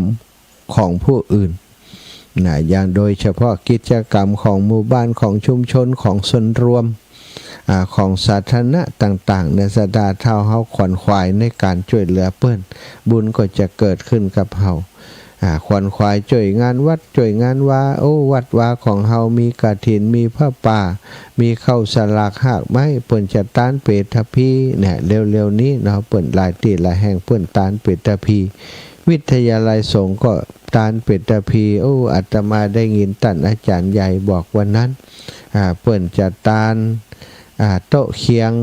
กับตานอันเก้าอี้เพิ่มที่วิทยาลัยสงฆ์นครลำปางบ่ฮู้ว่าตกชุดต่อใดเนาะบ่ได้ติดตามโตเพจของทางวิทยาลัยสงฆ์นครลำปางเดี๋ยวจะเอามาแจ้งให้ศรัทธาได้รับทราบต่อไปในอนาคตต่างหน้าเนอะถ้าอังการหน้าถ้ามีข้อมูลใจมาแจ้งให้ทราบเปิ้นเก้าอี้ที่มีอยู่บ่เพียงพอแล้วก็มันติเก่าไปก็ชำรุดเนาะสาธารณะเก้าอี้นี่มันเป็นพลาสติกนี่มันจะกรอบถ้าใจเหมือนก็จะต้องเปลี่ยนใหม่ก็ได้ข่าวว่าจะในช่วงตานเปตพี12เป่งนี้ก็จะมีการตานเปตพีตานสิ่งเหล่านี้ก็บอกศรัทธาไว้ควนควายในกิจการงานบุญนี่สำคัญศรัทธาถ้าบ่มีคนเป็นสะพานบุญถ้าบ่มีคนที่บอกกล่าวข่าวสารงานบุญเขาก็บ่ได้ไปทำบุญด้วยกันกิจกรรมต่างๆสำเร็จโดยการควนควายช่วยเหลือกันอย่างหมู่เฮาตั้งหลายที่เฮาได้รอเตียนพรรษาเนาะเขาก็ใจเวลาประชาสัมพันธ์บอกกล่าวข่าวสารเหล่านี้ให้กับศรัทธาได้ญาติโยมได้รับทราบครูบาอาจารย์หลายรูปหลายองค์ก็ควนขวายในการทำหน้าที่ประชาสัมพันธ์บางรูปบางองค์ก็ควนขวายในการบริหารจัดการตามหน้าที่ที่ได้รับมอบหมายต่างๆจนงานแต่ละอย่างสำเร็จลุล่วงไปโดยดีหล่อเตียนเขาก็ทำมาเป็นตีที่18เนาะสำเร็จไปโดยดีที่วัดแม่ห้องไคร้ก็สำคัญที่เจ้าของสถานที่เนาะท่านอาจารย์พระครูชลทานพิทักษ์เป็นผู้ที่มีความเสียสละเป็นผู้มีปิยมิตรนักหนาเพราะเปิ่นเองก็เป็นคนประเภทเวยาวัจจะไม่นี่ช่วยการช่วยงานไปทำหน้าที่อุปถัมภ์โครงการต่างๆบอกว่าจะเป็นกศน.ศึกษานอกระบบก็ดีโรงเรียนก็ดีอสม.กลุ่มผู้สูงอายุสถานเปิ่นช่วยไปทุกกลุ่มโดยเฉพาะวัดวาอารามวัดที่ล้างที่ห่างบ่มีพระสงฆ์องค์สังฆเจ้าไปอยู่ท่านอาจารย์ก็ไปช่วยดูแลไปผอไปกอยหากฐินหาผ้าป่าไปบูรณะปฏิสังขรณ์วัดวาอารามต่างๆก็เรียกว่าเวยาวัจจะไม่เกิดขึ้นกับเปิ้นหมู่เฮาทั้งหลายก็สนองคงขวายทำเวยาวัจจะไม่ได้ศรัทธาได้ยินข่าวสารครูบาอาจารย์มีการมีงานหรือว่าวัดวาอารามของท่านมีการมีงานก็ขวนขวายไป ช่วยตามที่เฮามีแหงเนาะช่วยเงินได้ก็ช่วยเงินได้ช่วยเงินช่วยแรงกายได้ก็ช่วยแรงกายช่วยยังบ่ได้ก็บอกบุญเอาบุญเอากุศลนี่ไปบอกกับคนอื่นนี่ก็คือเวยาวัจจะใหม่บุญก็จะสำเร็จโดยการขวนขวายช่วยเหลือคนอื่นแล้วก็ข้อที่6เนี่ยเปิ่นว่าช่องทางให้เกิดบุญก็ปฏิทานะใหม่บุญสำเร็จโดยการเอาบุญที่เฮาได้กระทำปั่มเปงนั้นแบ่งให้คนอื่นศรัทธาเรื่องนี้เคยเล่าให้ฟังหลายแต่อย่างนางวิสาขาเนาะได้สร้างวิหารบุพารามเสร็จนะวันฉลองสมโภชเพื่อนฝูงที่อยู่ในหมู่บ้านตำบลมากันเยอะแยะไปหมดเนาะเพื่อนรุ่นเล่าเขาเดียวกันเพื่อนที่ทำกิจกรรมร่วมกันในหมู่บ้านในชุมชนตำบลนั้นๆมากับนางวิสาขานางวิสาขานี่โอ้ดีใจเบิกบานใจกว่าคนอื่นหมดเพื่อนฝูงหลายคนหันนางวิสาขาปกติแล้วนางก็เป็นคนที่เบิกบานมีความสุขแต่ว่าวันนี้นี่โอ้หนักกว่าทุกวันเบิกบานมีความสุขอิ่มเอมเปรมปีหน้าตาจุ่มอึกมึกหน้าเปื่อนฝูงต่างๆก็โอ้หันนางวิสาขาหันนางวิสาขาอย่างนั้นก็บอกว่าแม่นางท่านทำไมถึงมีความสุขนักล่ะก็เพราะได้สร้างวัดได้ทานเสนาสนะให้กับพระพุทธเจ้าและพระสงฆ์สาวกล้วนแต่เป็นพระอรหันต์ทั้งนั้นบ่ฮือดีใจอย่างใดพอมาดูสินี่บุญที่ฉันทำนี่ปาเปื่อนฝูงไปชี้ไปดูบุญที่เปิ้นได้ทำแล้วก็บอกว่าเอาหมู่เฮาตั้งหลายไผอยากจะได้บุญที่ข้าพเจ้าทำนี่ที่ฉันทำนี่เธอจงอนุโมทนาบุญเอาเลยนะสัทธาอันนี้เปิ้นแบ่งบุญคนแบ่งบุญเรียกว่าปฏิทานะใหม่บุญสำเร็จโดยการแบ่งปันให้คนอื่นส่วนคนที่เปิ้นแบ่งให้แล้วนี่ก็คือเรียกว่าปัตตานุโมทนาใหม่เปิ้นแบ่งให้แล้วเฮาเอาก็เกิดบุญนะสัทธา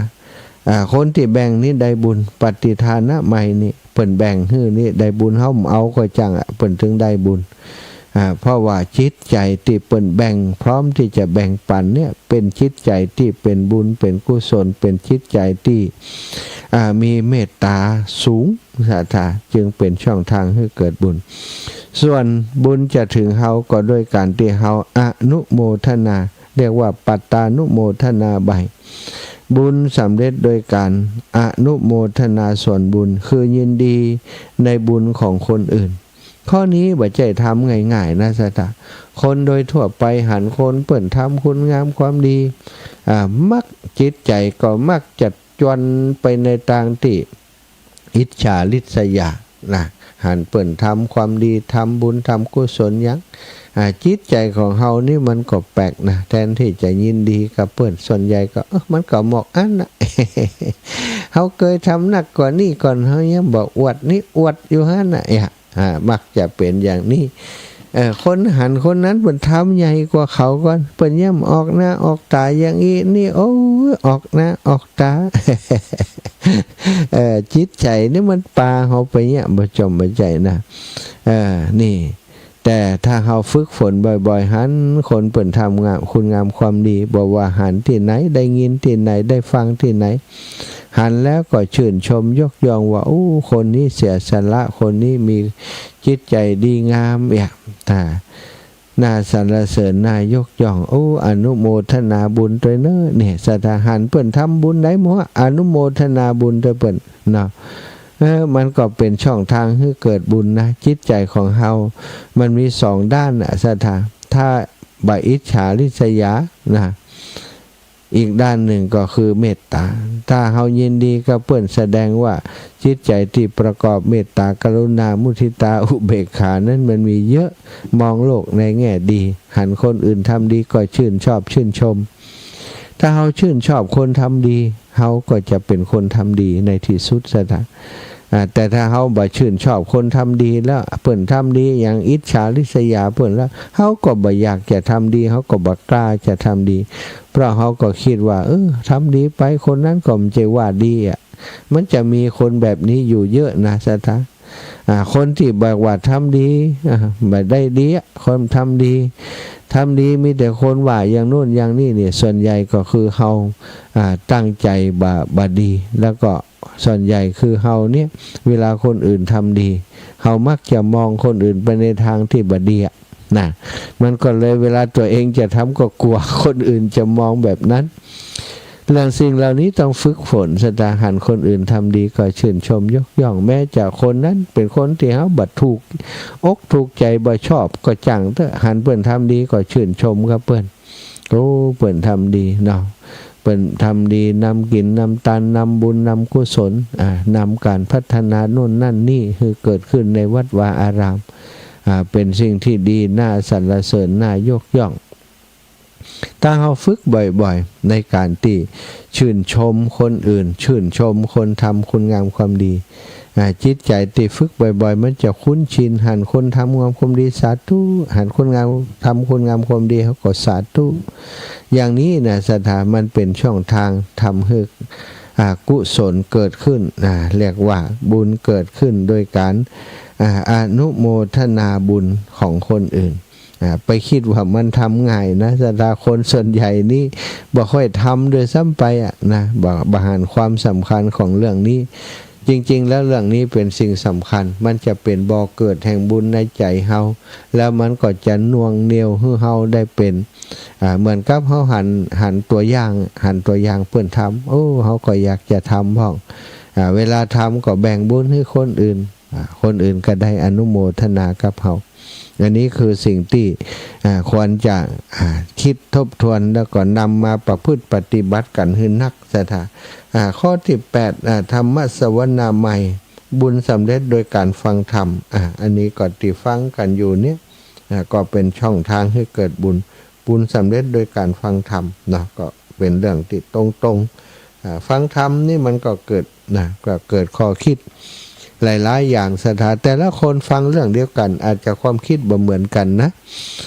ความคิดอาจจะบ่เหมือนกันสิ่งที่ได้ก็บ่เหมือนกันทุกคนหรอก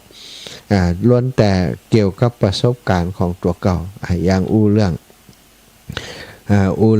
ปัตตานุโมทนาใหม่เนี่ยสถานเรื่องช่องทางให้เกิดบุญข้อนี้เนี่ยแต่ละคนก็มันเกิดขึ้นแบบเหมือนกันบางคนที่เปิ่นทำเป็นปกติแล้วเปิ่นก็เข้าใจแต่บางคนที่มันเคยทำกับเตื้อก็นึกอยากจะทำนึกอยากจะปฏิบัติแบบนี้เนี่ยเพราะการได้ฟังธรรมนี่ทำให้เราได้มีข้อคิดสะกิดเตือนใจมีการอาจจะทำให้เราเปลี่ยนแปลงตัวเองเปลี่ยนแปลงพฤติกรรมได้เนี่ยหลายๆคนศรัทธาญาติโยมเป็นผู้ที่มีจิตใจหยาบกระด้างเป็นคนที่นอนบ่ใครรับเป็นคนที่มีความเครียดวิตกกังวลอยู่เป็นประจำนะพอได้ฟังธรรมฟังไปฟังมาโอ้มีเปื่อนบางคนแม้ก็ถึงกับที่บ่ม่วนอยู่บ่ม่วนเนาะสามีเสียภรรยาเสียเป็นคนเศร้าซ้อยเงาง้อยโอ้บ่อยากอยู่ละชีวิตบ่มีอะไรอย่างเลยไร้สาระบ่มีสาระอย่างเลยขาดเปื่อนขาดกูหูไปแล้วมันอยู่บ่ม่วนหันไอ้ยังก็เหมือนจะหันหน้าเขาไปหมดอยากจะจากโลกนี้ไปพอได้มาฟังธรรมได้เกิดข้อคิดขึ้นมาใหม่ว่าชีวิตมีคุณค่าชีวิตเวลาติดเหลือควรจะสร้างคุณค่าให้กับตนให้กับตัวเพื่อจะทำให้การเกิดมาในชีวิตหนึ่งบ่สูญเปล่าเนี่ยพอได้ฟังเรื่องโน้นเรื่องนี้ส่วนใหญ่ก็คือเรื่องดีๆตึงนั้นเนาะได้ฟังธรรมนี่ครูบาอาจารย์ก็นำเรื่องราวดีๆตึงนั้นมาเทศมามาจาคือศรัทธาญาติโยมได้ฟังการฟังธรรมจึงมีความจำเป็นหลายระดับด้วยกันศรัทธาการฟังธรรมพระอรหันต์ทั้งหลายสำเร็จพระอรหันต์ด้วยการที่ได้มาฟังธรรมของพระพุทธเจ้าหรือว่าอาจจะบาใจพระพุทธเจ้าก็เราพระสาวกของพระพุทธเจ้าที่นำมาเทศเพราะเพิ่นได้ฟังสถาก็ได้ปฏิบัติได้เกิดมรรคผลกับคนที่เพิ่นฟังมรรคผลนิพพานก็เกิดขึ้นถ้าบ่มีการฟังธรรมพระมีการได้ฟังสิ่งดีๆคุณงามความดีก็บ่เกิดขึ้นการกระทำต่างๆที่จะทำสร้างสมคุณงามความดีก็บ่เกิดขึ้น นะเพราะฉะนั้นการฟังธรรมจึงเป็นสิ่งสำคัญและสิ่งจำเป็นการฟังธรรมก็ต้องกู้กับการแสดงธรรมถ้ามีการฟังธรรมก็ต้องมีการแสดงธรรมอย่างนี้อย่างศรัทธาญาติโยมได้ติดตามรับฟังรายการอยู่นี้อาตมาก็ทำหน้าที่เป็นคนจัดรายการเป็นรายการธรรมะก็ต้องนำธรรมะมาสนทนามามาจาให้ศรัทธาญาติโยมได้ฟังเรียกว่าธรรมเทศนาใหม่บุญสำเร็จโดยการแสดงธรรมคือสั่งสอนธรรมวินัยให้ความรู้แก่คนอื่นนะศรัทธาพระพุทธเจ้าบอกว่าการเกิดบุญเกิดกุศลการเกิดความรู้นี่เกิดขึ้นได้หลายๆอย่างความรู้เกิดจากการฟังเกิดจากการสังเกตเกิดจากการฝึกฝนปฏิบัติตนนะศรัทธาเกิดความรู้ขึ้นมานะแล้วก็การแสดงธรรมบางคนคือบรรลุธรรมได้นะศรัทธาสามารถบรรลุธรรมได้ในขณะที่แสดงธรรมเนี่ยแสดงว่าการแสดงธรรมนี่บางวันมันบ่ใจแค่แสดงแค่เกิดความรู้ต่อคนฟังเท่านั้นนะคนพูดหรือว่าคนแสดงบางครั้งลำดับเรื่องราวที่อู้ไปมันเกิดปัญญาขึ้นในระหว่างที่การนั้นสถาใจสติกำหนดเรื่องราวที่จะสนทนาจะไปมาบางครั้งบางทีนี่สถาเฮาแสดงธรรมเรื่องโน้นเรื่องนี้มามันคิดได้ถึงเรื่องแหมเรื่องหนึ่งที่มันเป็นประโยชน์ก็เกิดจากการสนทนาธรรมในระหว่างนั้นทำให้ความคิดดีๆมันเกิดขึ้นอย่างการเรื่องนั่นเรื่องนี้ยกอุปมาอุปไมยนี่ที่พระพุทธองค์เปิ่นแสดงอุปมาอุปไมยต่างๆเนี่ยสถาเกิดขึ้นในระหว่างการแสดงสาวกทั้งหลายก็เหมือนกันบางครั้งจะให้คนนี้เข้าใจต้องมีการอุปมาอุปไมยเปรียบเทียบฉันได้ก็ฉันนั้นอันนี้คือการเปรียบเทียบศรัทธานี่ก็การแสดงธรรมมันเป็นช่องทางให้เกิดบุญแก่ผู้ที่แสดงอย่างศรัทธาญาติโยมอีแม่เป็นเจ้าบ้านจะไปแสดงธรรมให้ไผ่ฟังท่านอาจารย์การแสดงธรรมหรือว่าการเอาธรรมะมาเปิดเผยเนี่ยบ่จำเป็นต้องเป็นทุเจ้าอย่างเดียวนะศรั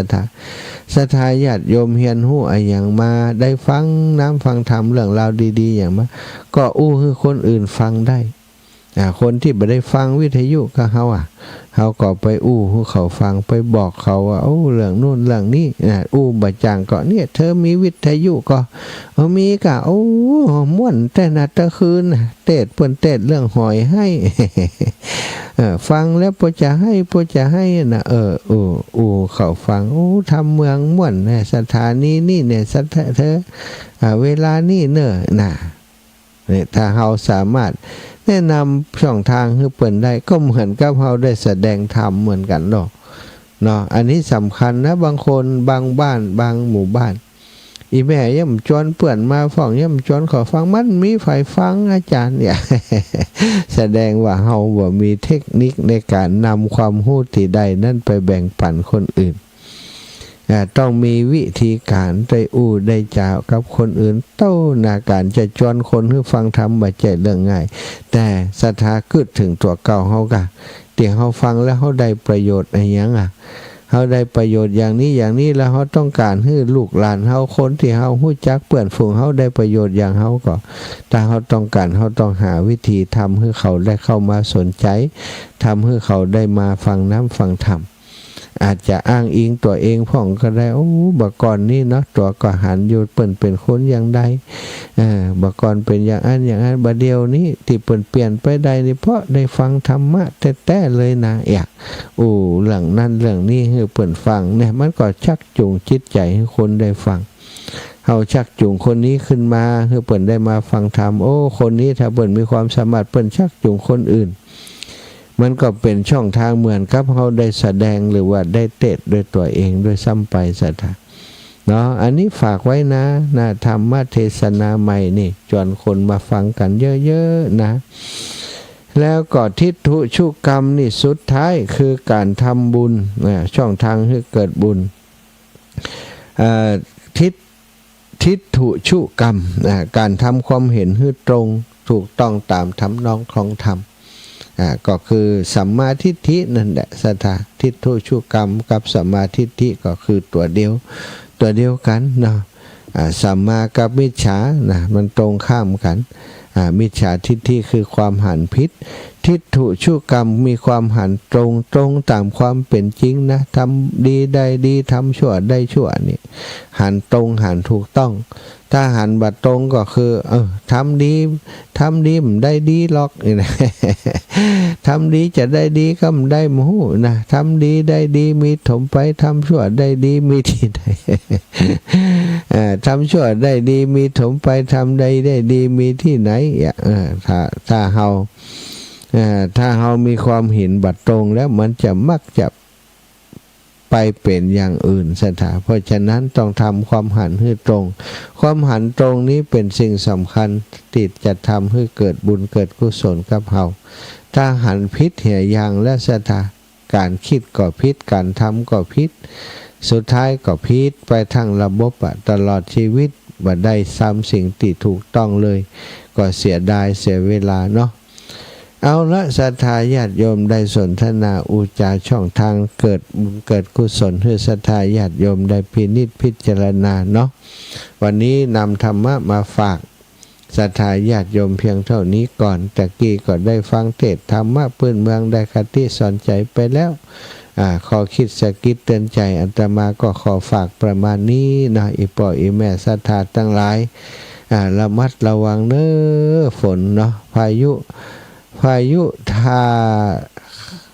คาจิกินะพายุคาจิกินะชื่อญี่ปุ่นเนอะพายุคาจิกินะอันนี้ก็รุนแรงตอนนี้ทางเมืองน่านหน้าโรงพยาบาลน่านหันว่าน้ำเยอะแหมเมาะนะโอ้อินโดพี่น้องเมืองน่านแท้ๆเนาะเที่ยวนี้บันนักกันน้อยละนะถ้าเสมอตัวนะกับข้างก่อนก็ถือว่านักกว่าก่อนหน้ากว่าหน้าอันตรายอยากจะบ่ฮื้อนักต่อใดเนาะพี่น้องต่างเมืองแป่นะเมืองแป่นี้น้ำแปะก็ขึ้นน้ำยมก็ขึ้นสูงน้ำปิงของเฮาก็ขึ้นสูงนะน้ำปิงติดเชียงใหม่ก็ขึ้นสูงแล้วก็ฝนตกในบริเวณเมืองเยอะมากนะน้ำท่วมหลายจุดเพราะว่ามันระบายบัดตันมันตกนักสถานที่บ้านหมู่บ้านจัดสรรแต่ละแห่งบ่เคยมีน้ำเลยนะบัดเดี๋ยวนี้ที่แต่ละละแห่งระบายน้ำบัดตันน้ำท่วมในบ้านหลายหลายแห่งเนาะในเชียงใหม่ขวางประตูท่าแพกาดต้นพยอมหลังมชนะถนนหลายสายน้ำท่วมขังกันหมดอันนี้ก็คือปัญหาของอุทกภัยที่เกิดขึ้นจากการที่พายุมันพาดผ่านประเทศไทยคาจิกิคาจิกิเจิดจัดงามวิภาทันแล้วนี่สร้างความเสียหายยังบ่อนปอนนักต่อใดเที่ยวนี้เพิ่นบอกว่ามันจะนักกว่าของวิภาที่เกิดขึ้นนะก็คงจะไปวันนี้26 27 28ก็จะอ่อนตัวลงก็ประมาณ28ช่วงนี้ก็ศรัทธาก็ต้องระมัดระวังเน้ออยู่ไกลน้ำก็เหมือนเดิมนะเนาะเป็นห่วงอินดูแต่นะบางคนนี่เพียวบ้านเพียวจองกำลังเข้าตีเขาตังปีกมาแหมแล้วนี่อิดใจแต่นะกับสภาพดินฟ้าอากาศของบ้านเมืองเฮาปัจจุบันนี้บ่มีฝนก็แห้งแล้งนะเวลาฝนตกก็นักเกินนะเดี๋ยวนี้ลำปางก็หลายพื้นที่สถาบันธรรมาภิวัตน์ท่านอาจารย์สาธิตไปไหนบ่ได้แล้วน้ำจางขังไว้แล้วบ่ได้ในน้ำรู้ถึงกิ่งบ่ชำชาพุ่นน่ะถือว่าขึ้นสูงมากเนาะน้ำจางอาจารย์ออกไปไหนบ่ได้พระอาจารย์สาธิตธีระปัญโยแล้วตั้งในพื้นที่ลำปางหลายแห่งเนอะฝนก็ตกนักตีเมืองปานหัวเมืองตังวังเหนือเนาะตังตัวอำเภอเมืองก็มีหลายจุดที่น้ำท่วมขังระมัดระวังกันดูแลกันไปในช่วงวิกฤต ภัยน้ำท่วมตั้งภาคอีสานก็นักนะสถาอุดรธานีไอ้อย่างเนี่ยโอ้ฝนก็ลงอยู่นักอยู่เหมือนกันเอาแล้วศรัทธาจะปั่นเวลาให้อีป่ออีแม่ได้โทรเข้ามาหลายคนก็พอโทรศัพท์แล้วก็นี่ท่านอาจารย์จะให้โทรบัดได้นี้ข้าเจ้าก็รอแล้ว รอแล้ว รอเล่า0808844173เนอะ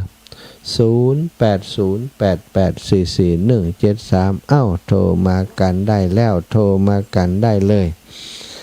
แม่อุ้ยอินแม่สาบเสมิงรับไปแล้วก้านี่อุ้ยอินนี่นะแม่สมฤทธิ์บรรณาเหลียงนะโอ้แม่ยาฟังอยู่ก้าแม่ยาอันครูแม่ยาแม่ครูอาลีพันธ์ศรีวิริยะไมยอำเภองาวเจริญปอนแม่นิเวศยามศักดิ์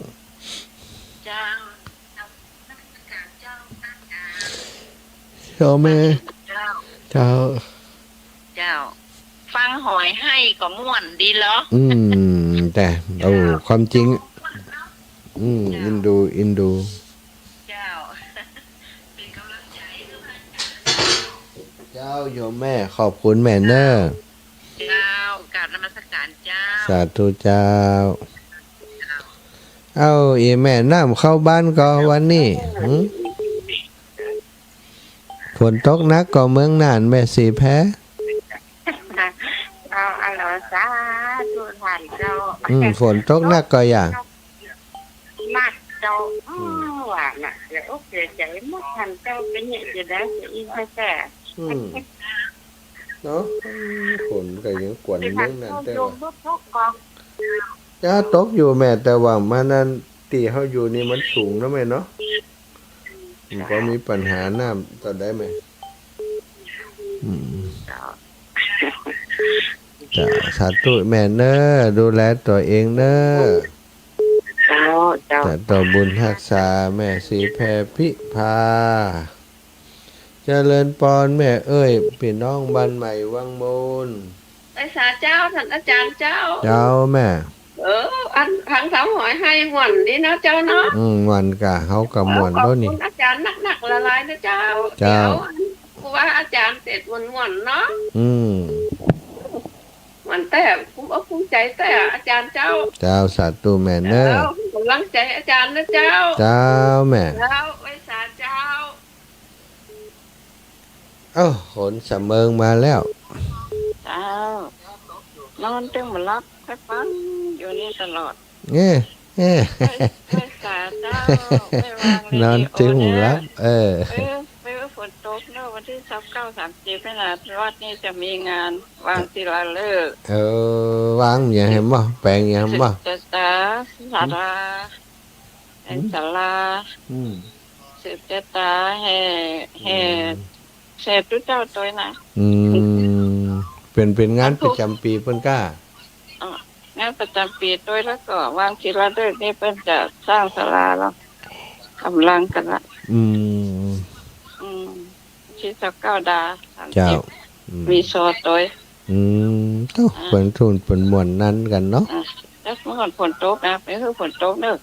29-30นะท้องก็ไปที่อื่นตัวกำจะมือตกกันเลยเนาะก็จะไปบอกแก้วนะไปธรรมสัญจรอ่ะเจ้าคือไปตัวเจ้าสาธุปันกันคนน้อยเจ้าไว้สาเจ้าเจริญปอนแม่สายทองหายไปเมินแล้วนี่พอลืมชื่อแล้วพอดีงานนักงานขาวดำเจ้าพอดีมีญาติอันนั้นของหลานเสียชีวิตไปก่อนเลยบ่ได้โอนเพื่อนท่านอาจารย์เลยนะเป็นอย่างว่างนี่ขายของอยู่ก็ลูกขายของอันนี้ได้ขายคาเฟ่ปลาแห้งอย่างนี้อันนี้ลูกมันก็ขายแล้วก็ทอดอ่ะลูกอย่างแม่อายุ15นี่กะนี่ลูกอย่างอะไรวันนี้ก็หมอนัดไปนวดเจ้าฟังทำหอยให้เพิ่นว่านาแว่นขอกลมหมีเนาะคนจีฟ้าหน้าทะเลดินน่ะ ที่แม่มากินได้เป็น10กว่าปีแล้ว ดีแล้วดีแล้วเนาะ เมื่อก่อนลูกน้อยเนาะ คนจุมาได้คนจูบบ่เงินพอหน้าอย่างเดียวบ่กินแล้วเจ้า สาธุนะแม่เด้อบุญรักษาเจ้า ใจอยู่สาธุสาธุเจ้ากับ เจริญพรแม่สุขแก้วสอนศีลนี่สอน กลับไม่สาเนอ เจ้า เจ้า มารับเต้นเนอพลังอยู่เจ้า ตาเต้ไว้แล้วน่ะฮะตาเป้งไว้แล้วน่ะ แม่สุเกียรติศิลพรสิตี้บ้านโองหลับปูน ฟังขึ้น 98.75 วัดห้วยต่องซักชัดเจนไปเลยเด้อเจ้า สาธุ ท่านพระมหาสายใต้นี่นะตั้งบ้านศิลพรสิเตี้ยโพสแผ่นไรแก้ว เพิ่นฟังกันหมดเด้อเจ้า สาธุสา ไป ธุ งานท่านงานนี่อู้กันแม่สุกเกี้ยวเพิ่นบัดโทรเพิ่นฟังเพิ่นว่าแม่สุกเกี้ยวโทรเพิ่นฟังก่อนดักเขาลูกหลังคาเด้อ ดีแล้ โอ้ ว ลูกบ้านสอนพุ่นนะ เจ้า เจ้าเพิ่นฟังเอาธรรมะธรรมโมเนี่ยเป็นที่เจิ้งที่เปิ้งเด้อเจ้า เรื่องน้ำท่วมน่ะปีแล้วนี่น้ำบัดท่วมสักกำพ่อแม่สุกแก้วได้ร่วมบุญกับท่านพระมหา ท่านพระมหาเอาลงทานไปกาหอมบุญประโดยไปตอนนั้นตอนนี้ที่น่ะช่วยน้ำท่วมปีแล้วน่ะ เจ้าแม่ เลยบัดท่วมปีนี้ก็ขอให้มันอย่าไปท่วมเด้อ สาธุเด้อ กลับไหว้จ่าเด้อเจ้าสาธุสาธุเด้อเจ้าเด้อจ้า แม่สุขแก้วเจริญพรคุณโยมเวียงป่าเป้า เจ้ากลับไหว้ฝ่าเจ้าฟังอยู่นะเจ้า เวียงป่าเป้ารถตกนักก็ฝนน่ะ ตกทั้งวันเลยเจ้า เดี๋ยวนี้ก็เสียอยู่เจ้าระวังน้ำท่วมวัดบรรพตสถิตนะเจ้า และเป็นหยังมีเรือแล้ววันนี้ล่างเรือแล้ว เจ้า สาธุเจ้าเจริญพรแม่ชุรีพร เจ้ากับอาสาเจ้าท่าน จ้า อาจารย์มาสมชาติเจ้านวดลืมแม่แล้ว เอาลืมแล้วถ้าโทรมาก็ลืมแล้ว นั่นน่ะแม่ว่าเด้อแม่ก็เลยโทรมาหาเนี่ย ทำโทรมาก็ลืมแล้วแม่กลัวลืมนะแม่ฟังทุกคืนเด้อทำมากก่อนนอนเนาะ เจ้าดีแล้ว วันนี้แม่มีความสุขในอรรถรสพระธรรมอ่ะเนาะ สาธุได้ยาเด้อ แม่รับดีเนอะมีค รั วา บ มสุข ดี ดีอ ฝัน ยู่คน ดี เดียว จ้ารับดีฝันดีเจ้าสา แม่ ธุ อยู่คน เจ้า เดียวแม่เอาธรรมะธรรมโมเป็นเพื่อนแม่เนี่ย สาธุเจ้าฝันคนคนน้อย แม่ฉลาดอย่าให้แจซ่อน ไว้สาดันมหาเจ้า ว่าได้คุณแม่ แม่ฟังคำแบบนี้มันมาม้วนแม่บางทีแม่นอนแม่ก็ลุกนั่งไว้จ นั่ น ง จับ ไว้เลยแหละเจ้าโอ้มันม้วนหม่อนนกหม่อนใจเต้นดึง เหมือนเนาะ ใจดีฟังเพลงฟังกันทำที่นั้น วันละวันเป็นไหนเจ้าวัดบ้านใหม่พัฒนาปุ้นด้อยหล่อปุ้นใหม่ ได้รอบุญ สาธุเน้อ เจ้าสาธุเจ้าแม่ พี่น้องจะซ่อนเนาะแม่ฉลาดแม่บัวลอยชัยสวรรค์ศพก็ เจ้าไว้สาเจ้าค่ะ พี่ปอรับได้ยัง ก็บาลักเสียก็บาสบายก็กับแม่อยู่นอนด้วยกันนี่เอ็มสบายกะเป็นไข้เป็นเมื่อยกะ เจ้าปอเป็นลำไส้อักเสบเจ้า โอ้ยก็กินข้าวได้อยู่ครั้งน้ำครั้งทำถึงว่าทำหอยให้ดูม่วนขนาดอาจารย์พิเศษเนี่ยม่วนแต่ม่วนเนาะเสียงเพิ่นวอนเนาะม่วนดีหาแต่อาจารย์เปลี่ยนเจ้ามาให้ฟังเนาะเปลี่ยนกันได้ฟังในวิทยุนี่กันเจ้าแม่ยังได้โอนเงินให้อาจารย์แต่นะเจ้าเป็นหยังเนี่ยแม่เน้อมีเวลาจะไปยังเจ้าแม่สาธุเน้อแม่เจ้าสาธุจ้าเจริญพรแม่ฟองจันแม่ฟองจันนี่โจกบดีหับแล้วสายลุดเจริญพรแม่บุญนักน้าแช่เหรอแช่น้ำก็ บัดตันค่ะเจ้าแช่น้ำก็น้าแช่นี่ โอ้นักขนาดอาจารย์พอดีบ้านแต่มันสูงน้อยเนาะบ้านซ้ำอยู่อันห้อยอยู่หลุมอยู่ติดเนี่ยติดกระพังติดบ้านเนี่ย กลัวเหมือนกันเนาะโอ้ซบจางพ่อหนุ่มจ๋าซบจางนักดาซบจางมาอันรถขปานได้สมหัวอย่างนักดีอันนั้นพุทธเนี่ยนักเก่าได้โทรหาพระอาจารย์ทีเลยเนี่ยลูกเดินมาใครได้แล้วอาจารย์โอ้ยแต่ทุกเน้อมีโอกาสไปทางพุ่นจะไปแวะหาเน้อสาธุเจ้ามาตั้งนี้มาหาเจ้าเจริญพรแม่ก้อมใจคำมาสการท่านมันได้กินแกงหอยละได้กินแกงหอยแล้วกินอยู่กะจุบก้นหอยอยู่กะแต่ก่อนถ้าจะยากแต่ก่อนไปซื้อเอาข้าวเปิ้ลที่เป็นสำเร็จมากินไอ้เนี่ยแต่บักเกี๊ยวน่ะมากินละเท่ามาละมากินละดีละนี่แหละท่านสอนใจแทนที่สอนใจเขานักๆนี่จ้าสาธุเด้อขอบคุณหลายๆแม่สมฤทธิ์นาเลียงไว้สาเด้อจัดแม่ฟังอยู่ม่วนแท้ละเนาะม่วนแท้อีม่วนแท้น่ะหอยให้หอยให้ได้ยินเสียงหอยก็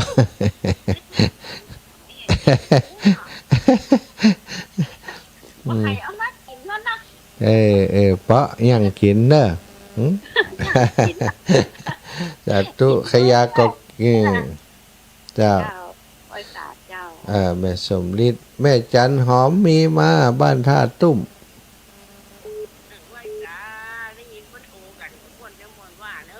เจ้าม่วนแต่กะ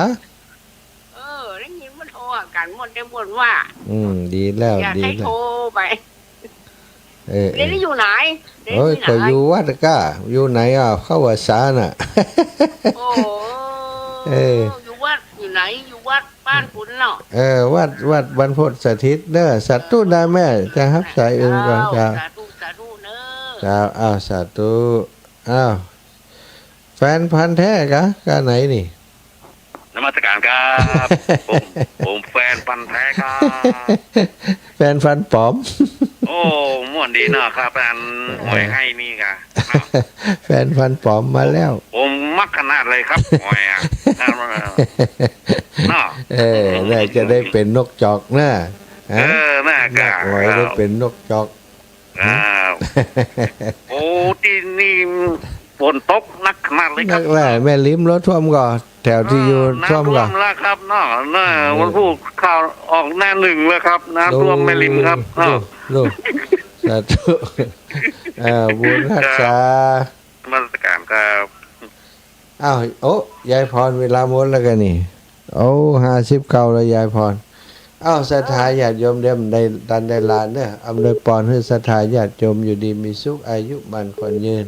จัตตารโอธรรมาวทันติอายุวันโนสุขังภะลังเจริญพรแม่บัวพินเดือนแก้วติ๊บกะ